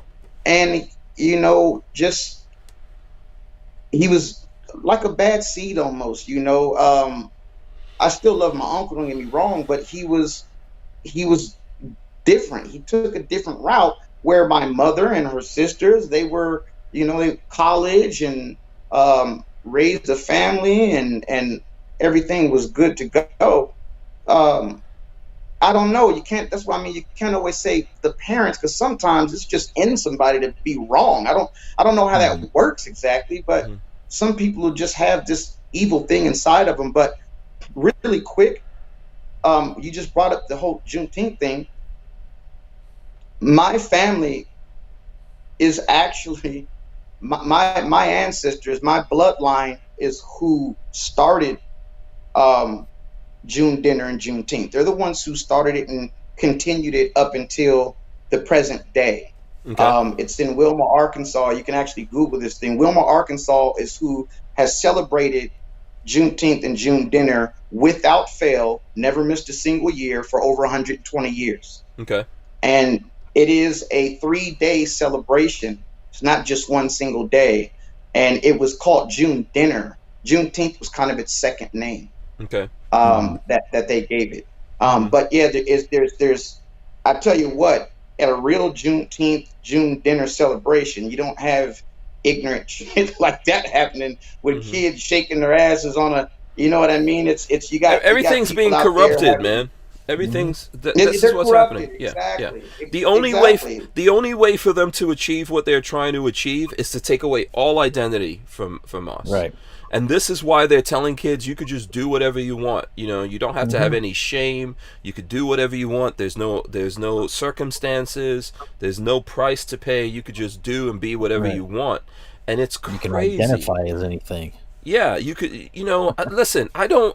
People can do to a huge extent. I believe people can do what they want to do. But this level of irresponsibility, where people can't separate reality, you know, from some kind of fiction or fantasy or whatever, where this is the thing that destroys us, right? Because everything gets destroyed in this. Everything gets thrown out. When you decide you're going to pull down statues because, okay, these people, we could trace a line back to they did this bad thing, we're going to take these down. It doesn't mean they're only just going to take down those statues. The people who go, okay, yeah, I'm cool with that, I hate those people, let's take it down. They're going to take your things down too. Everything's going to come down. If we take away individuality from people and dissolve everything, that's how this kind of thing happens. This is where people lose respect for things that have happened in America and for the things that like Americans and Black Americans have fought, died for, to accomplish, right? And this is how you wind up having people who go, oh, we gave you this. No one gives you shit. What does someone give you in the world? And then you're supposed to thank them for that. Oh, thank you for giving me this. Yeah. Wait, this was mine to begin with anyway. Yeah, you didn't give that to me. Yeah, it's why people. It's like one of the things that made me like. I used to be a fan of Quentin Tarantino, and that movie Django, which I know it's fiction. Okay, I know it's fiction, and I'm descendant of slaves from the Caribbean. Okay, which is not, it's a little bit different, but not super different from slavery here in America that happened to Africans. It's the same Africans. You know, that whole line in there where the guy said, I freed you, so I feel responsible for you. It's like, I can't get over that. That is bullshit. In the story, there's a guy, I forgot, it's like that little snivelly looking actor that always plays the bad guy, but somehow he was the good guy in this thing. And Yeah, the dentist guy, right? yeah, what was that? Hold on, let me see. I'll find out what You the talking about the characters. guy that was with Jamie Foxx the entire time? Yes, Yeah. yeah, See, I Okay, think he thought gotcha. his responsibility, more or less, was just to make sure that he could get on his way and be a free man after yeah, everything went down. You know what I yeah. mean? It was more of I'm going to help you to ensure that you don't go back to slavery. Not because you want to, but because somebody might take you. You know what I mean? And he wanted to make sure that from that point forward, the guy would always be like, once they parted ways, that he would always be free. You know? Okay, that's okay. I like. I respect your interpretation of that, Scott. But still, I hate it.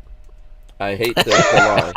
Okay, so here's the thing. Django Unchained, and this guy Christopher Waltz, who's a good actor. I'm not taking away anything from him. He always plays a good bad guy, right? But that was his line. That, like, I freed you, so I feel responsible for you. No, no. Every man, regardless of who you are, every man, every woman, every creature is responsible for their own freedom every day. Most definitely. You have to fight for that every day. No one is going to give it to you. No one. There's no cop that you could go in a moment, hey, hold on a second, let me call the cops because I'm free. No. No. Right? If it's like if a bear shits in the woods and no one's there to see it, does it happen? No, it doesn't happen. So if you're there on your own and people are trying to do something to you, right? And no one's there to go, oh, wait a second, that guy's free, you can't do this to him, you're on your own. I know the bear still shits in the woods, I know the tree still falls in the woods, but guess what? Yeah. If no one is there to fight for you, who is there to fight for you? Yourself. That's it. And Right. if you don't have the 100% power, correct. if you don't have the power or the ability to fight for yourself, there's people all around America. There's like a housewife somewhere that's being abused. There's this person that's getting robbed. Right now, as we're comfortably talking about this, there's people suffering. There's children. There's all kinds of people. There's slaves in America.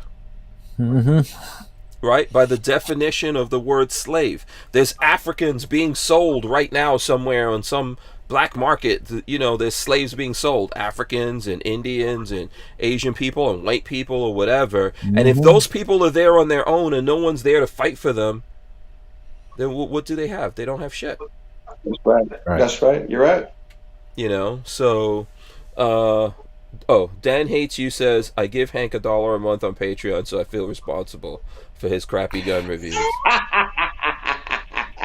All right, Dan. You're a bastard. Yeah. You're a bastard. Yeah.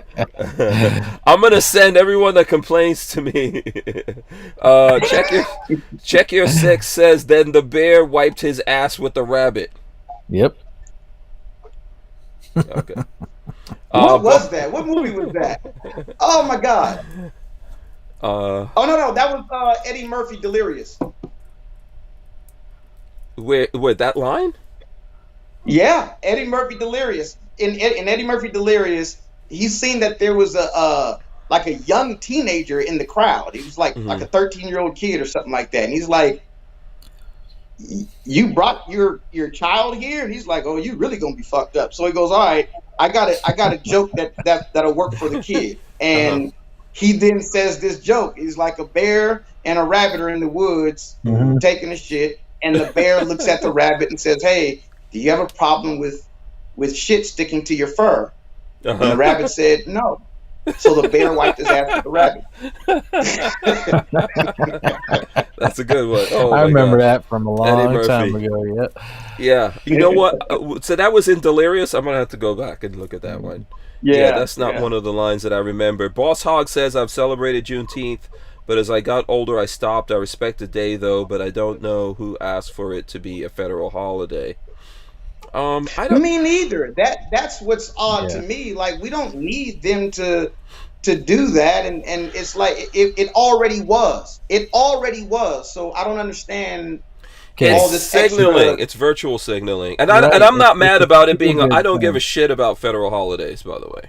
Right. Yeah, Yeah, because they've taken away, like, once everyone has to get a holiday for something, you've taken away the meaning for it. I think in America, I'm fine with there being certain days that, okay, this is a day we have to stop and remember, veterans, we have to remember America, whatever it is, right? But I think we've just fucking gone too far now with a lot of stuff. Where's Harambe Day? I'm mad. We need a Gorilla Day. Where's Harambe Day? Like I said, we've been celebrating this for over 120 years. We've never needed. I mean, faithfully, it is a great 3 day. It's the third weekend of every June. It is usually people have family reunions on that weekend. It is an amazing day. It's a great day. Okay, we never need it. Okay. You don't need the government to tell you that it's a holiday or that. You don't need the government to say, hey, you can now celebrate. It was already a thing. Brother Noopsy has forgiven me. Keenan, Professor, Brother Noopsy has forgiven me. Yeah, that's what it is. It's like, what the fuck? Here's the thing: why they make them federal holidays? It's for the capitalization of it. It's for I think it's for the virtual signaling of it. It's like, look, I was saying this. I get mad. I get mad when I see, like, HBO is doing this shit. I see Amazon Prime doing it, like black movies or something. They're putting all this like.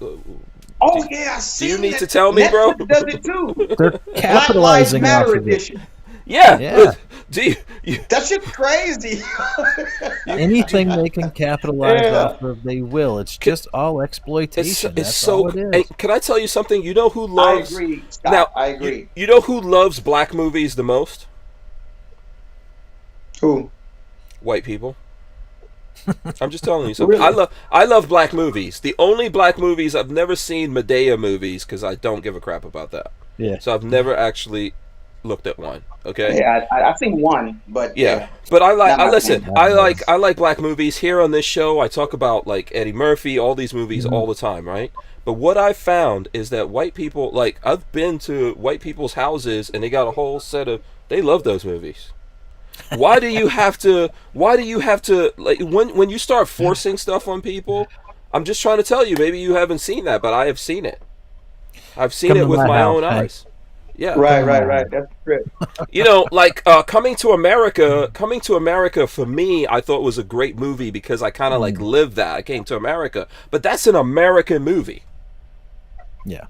There's not a lot of people in America who haven't absolutely. seen that, and not a lot of white people in America who. I think the only, like, white person who I know who hasn't seen Coming to America is Walter from Safety Harbor. He's never seen that. Yeah, see, the only reason why I watched it because Eddie Murphy. I liked Eddie Murphy. I thought he was a good comedian. Yeah, that's one of. I watched that movie. That's one of his best movies. I enjoyed that movie. I watched the new one that just came out too. Oh my God, no! Good. Oh, you like that? See what I just said? Okay, I thought it was okay. Right there, Gene. That was my evidence. I thought it was okay. It was garbage. The humor.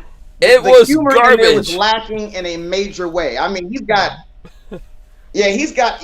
hard hitters in there, including himself, and the humor was lacking in a major way. That is neutered Eddie Murphy. It was a decent movie to me, but it wasn't a funny movie.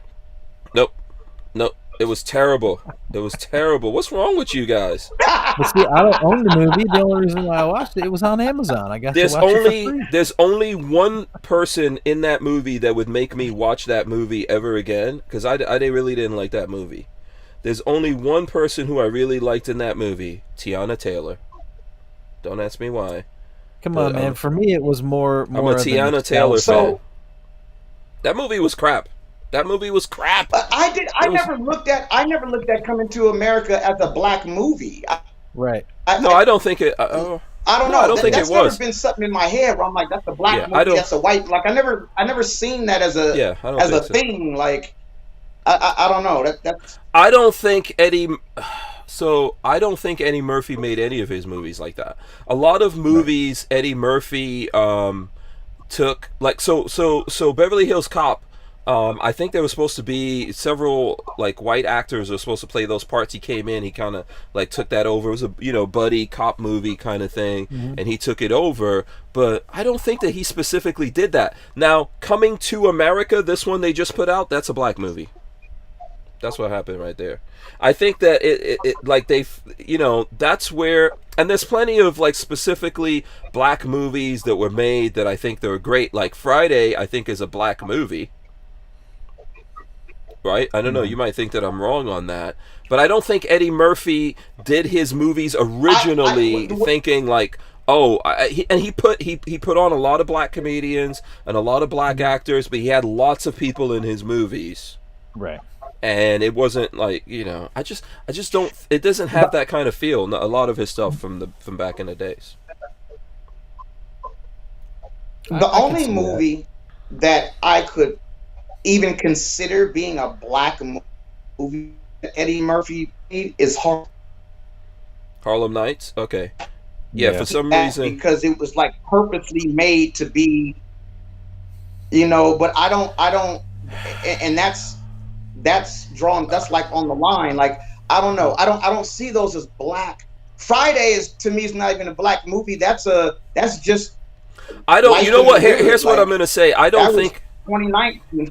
Yeah, that was life in the. You know what? Right. I'll be honest with you. I don't think so. For sure, there's probably specifically black movies. But yes, I would agree that a lot of stuff that Eddie Murphy did, I think he just, it was for everyone. I don't think like Coming to America was for everyone. Right. Everyone's included in that movie. There's lots of different people. Yes, there's a lot of, but look, there's movies I've seen that have a lot of white actors in it, and I don't think it's a white movie. Right. It just has a lot of white actors in there. Right. I agree 100%, man. So what would you consider a white movie? I don't, I think Gene is bringing up a good point. I don't know. Like, is there a movie that they specifically went, this is like only, and that's the thing. Like, I don't think if a movie does specifically do that, then probably it could fall into that category. I don't know. Like, how about a movie like Boys in the Hood? I mean, that's a basic movie about like the black culture in that area at that time. So would that be considered a black movie, or like your ID? No, but that's an American movie. That's like part of history. No. I was just gonna say that's a part of American history. Right. That's how a lot of us saw what was happening in L.A. and stuff like that. Yeah. Like to Boys in the Hood is simply, hey, this is a movie about what happens in the hood. Minister Society, a movie about what happens to the hood. We've got movies about what happens in the suburbs. We've got got movies about all, but that I don't see that as that's a black movie or that's a white movie. I'm not saying that there aren't movies that you can say this is a black movie. In fact, I have one. Okay, what's a black I don't know movie? if you've ever heard of it before, but there's a movie called Eugene. You know what I'm going to tell you? I think Spike Lee started, like, a lot of Spike Lee movies are supposed to be black movies or something like that. Yeah. I think a lot of other highlight, black culture in America, and that was his ideology, was to highlight black culture in America through his movies. But he still had white people in his movies, they weren't just like all black actors or whatever. So this is where I think people fall into that category of saying, okay, it's a black movie. It's because the stars are black and 99% of the characters that are around them are all black people. So everybody's going, oh, that's a black movie. Right. But then what about the movies where almost everyone's white? Is that a white movie? Like, I don't know. Go ahead. There's a movie called Green Pastures. It's a very old movie. And I'm Green Pastures. If nobody's ever heard of it, I understand why. But it's a very old movie, but that is a purposely made black movie. Right? And it was like the first movie where literally everyone's black. This was made in the 30s. Like 1932 or something like that, okay?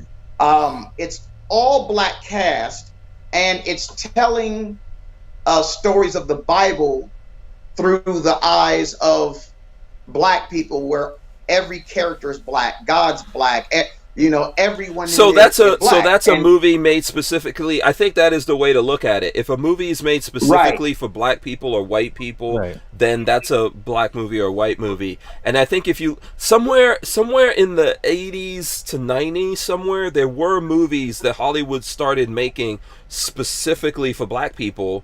but Yeah, maybe they were not. gearing them towards them, right? Yeah. But I think a lot of these, like I think if you look at stuff that Eddie Murphy did originally, he wasn't. Everyone is entertained by that. Who's not entertained by Right. it? I think if you're looking at something and you're like, oh, this movie is not. So there's a lot of movies that people might say, okay, this is a white movie. But it's still like, Oh Brother Art Thou might be one of those, right? I think there's probably black people in that movie, but it's a lot of white characters and all that. I love that movie. I could watch that movie. I could watch it at any time from any point of the movie, and it's funny to me. Most westerns is it's mostly white with, there's Native Americans, and then even there, 90% of the Native Americans were white, and then you've got some Hispanics and some of those, but most westerns is all white and not. Excuse me, I never looked at it as a white movie. Right. Yeah. When did we start? Go ahead. Here's the thing. It all goes back again to that exploitation factor. So they want to say, because of the fact that every character in the movie's black, it's a black movie. Okay, so they're exploiting it, and they're creating like a divisiveness about it. Not saying, okay, well, that movie's not for everybody. That movie's just for black people. Why can't anybody enjoy it? Yeah, I hear you. I hear you. I think if you feel that, look, one thing I could tell you, like Coming to America, the second one, is not funny. Tell me the points in that. Tell me the points in that movie where you guys laughed, because it was too. It was too ridiculous. I can't remember because I watched it when it first came out. I mean, I laughed at a few spots in there, but like I said, for me, it was more the nostalgia of it, because I enjoyed the original movie so much. Okay. Right, so I agree 100%, I got into the Scott. second movie because here it is. Look at now this is the extension of it. Okay, and that's cool, and a lot of the same characters were in the movie, and it just brought back a lot of memories and things like that from the first one. I agree 100%. That's what it was for me too. Nostalgia, like, oh yeah, they connected this with that, and from the old blah blah blah. But there was. I was disappointed. I don't know. I laughed once, but that was not for that to be an Eddie Murphy movie with all those other comedians in there. Right. It's crazy that it lacked so much humor. Right. It should have been freaking hilarious. Humor it should have. You know why it didn't have the humor? It wasn't real. If you look, I'm going to tell you something. Now, obviously, it's not. None of these, no movies are real, right? But the first Coming to America took place on Queens Boulevard in Queens. This is why it's such a fun movie to me. I grew up in Queens. I used to go to that McDonald's. I used to work in that area. That McDonald's was in it. Yes, but it was a McDonald's. It was a McDonald's in Elmhurst in Queens. So. Okay, Flying Rich is giving us money. Money. He says make Scott sing, so there you go. Yeah. I sang without even moving my mouth. Exactly.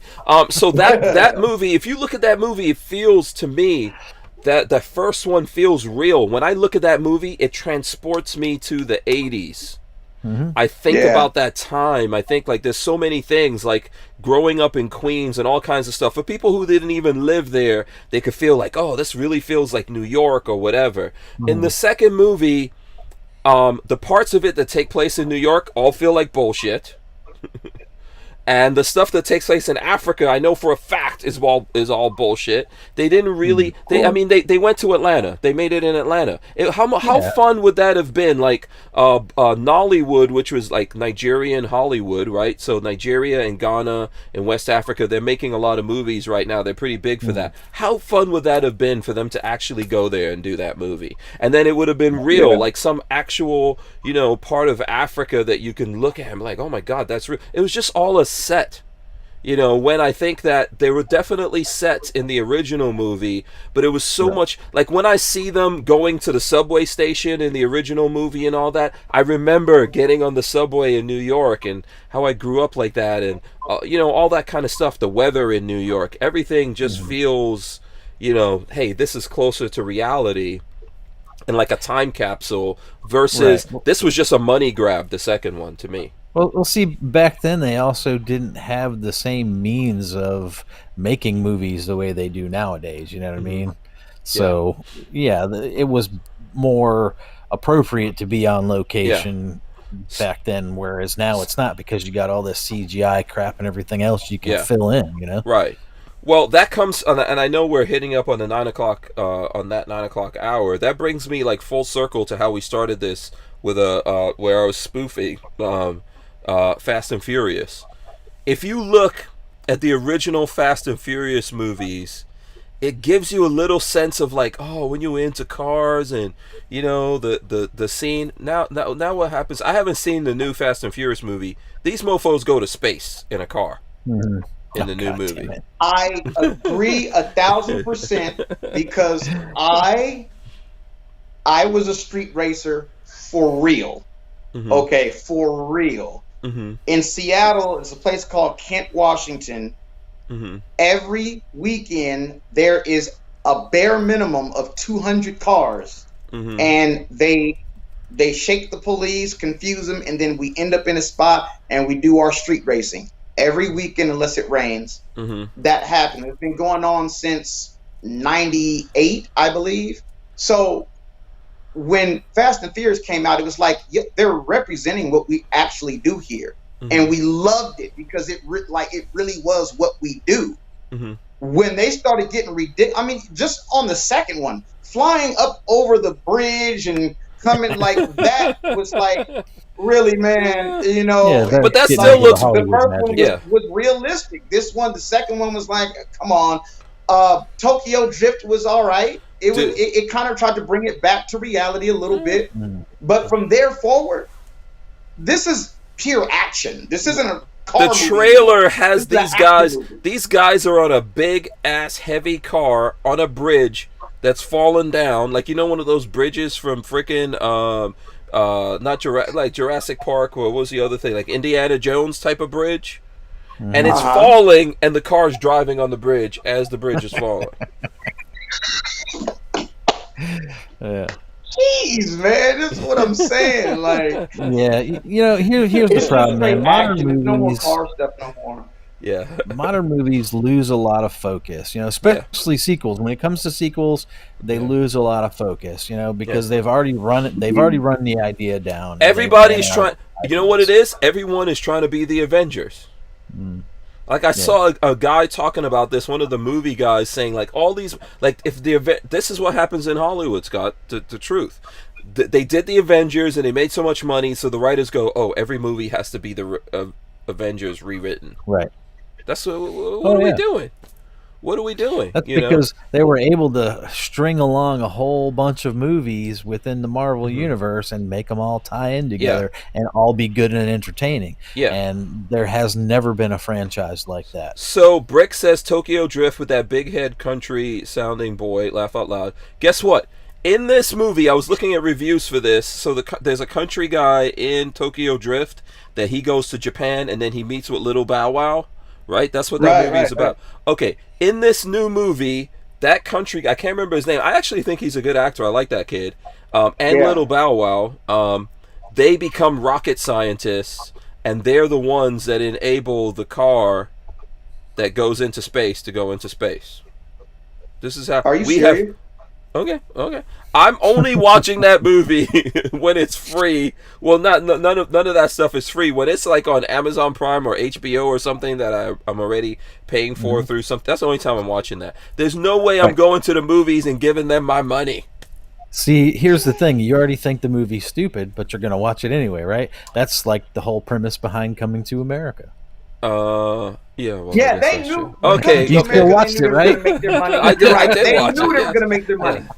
I was hoping it was going to be good. I watched it for the nostalgia, like you said, man. Yeah. I was really, but I'll tell you what, with Coming to America, they cannot make a number 3. They lost. It's over. It's over. A 3 cannot happen. They shouldn't have made number 1.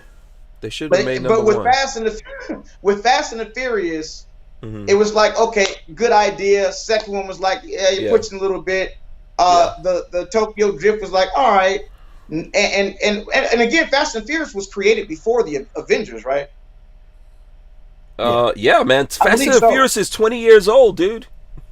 Yeah, Fast and Furious been out. Yeah, exactly. Not the comics. Yeah, right. Yeah, true. Okay, true.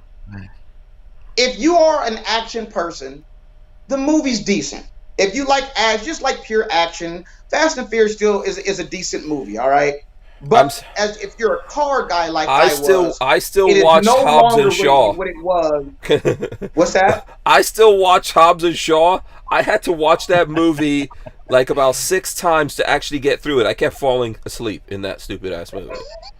And Lola was like, every time Lola's like, oh, are you actually, because Lola wants to look at Jason Statham. She doesn't care what Jason Statham, she can't even understand what Jason Statham is saying half the time, Lola.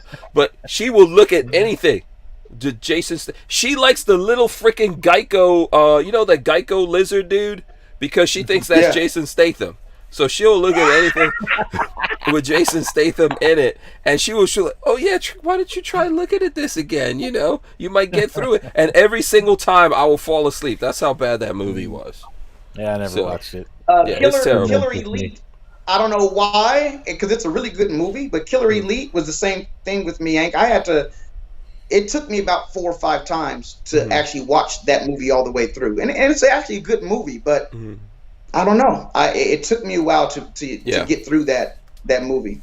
Not Lola. Lola can watch Jason Statham do anything. I don't know. Jason Statham is her kryptonite. Yeah. He's so dreamy. I'm telling you, it's so funny. All right, listen. We gotta wrap it up here. We have to do that every time. For some reason, this combination, we always get crazy. I don't know. I was telling Lola, I was like, you know, we had these same guys on already. It's you know, and I was feeling tired, and now I'm not tired anymore. So, yeah. Gave him a boost of energy. Yeah. Right. So shout out to DLD After Dark out there. Okay, listen, let's wrap it up because we're running over, and I'm burning through my minutes on my phone right now. So, okay, let's start with Scott. Tell the folks out there where they can find you, what you're doing. I know you're doing stuff with Crumpy. Well, you can find me here on the YouTubes at Gorillas and Guns. You can find me at Facebook at Gorillas and Guns. Patreon / Gorillas Guns, Gunstreamer at Gorillas and Guns. You can find some cool ass merch over at blackswantactical.com. And this weekend we got a special shoot coming up, and Armament Axis has been putting it out there in the chat here that I need to talk about it. Okay, so John Crump and I and Devin Perkins, we're all going out and doing a shoot with the GOA this weekend. So that's coming up on Saturday, right? So expect to see some video out from that next week as well. So yeah, man. I mean, and Saturday night we're Virginia Reloaded podcast. Check it out. You can see it on Facebook, many different outlets. You'll see it on my group page. You'll see it at the Virginia GOA page, or I think it's GOA Virginia page.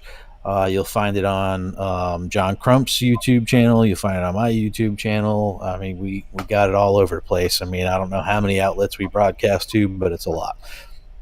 All right, awesome. Okay, so Gene, a whammy, tell the folks about that, how they can get on.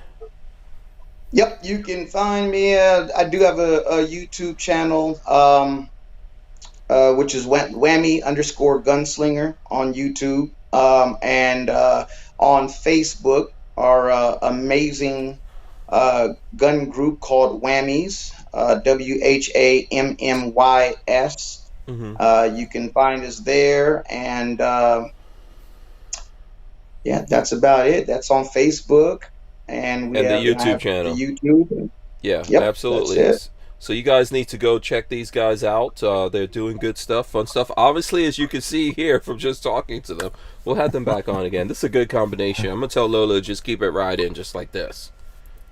Sweet. Yeah, just keep it riding. Okay, so listen, on my part, make sure you guys go to hankstrange.com. Check that out. Big shout out to Franklin Armory. Also, before I forget, U.S. Law Shield is there. Let's see if we can get that to focus. Come on, camera.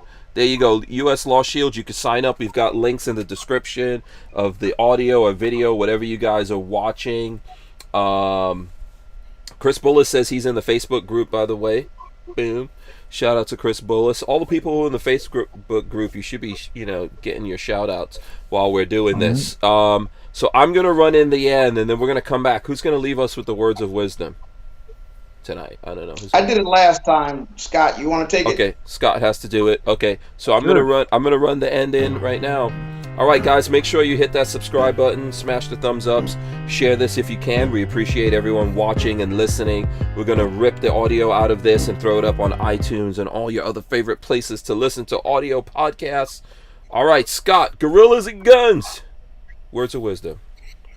Eat lots of bananas. I knew it was gonna be like bananas, banana, fana, banana. All right. Thanks, everyone. It's been fun. No show tomorrow. We'll see you guys. I hope Monday. I don't know. I have to get some stuff done to the van. I'll let everyone know what's going on. But anyway, I'll see you guys when I see you. We're out of here. Peace.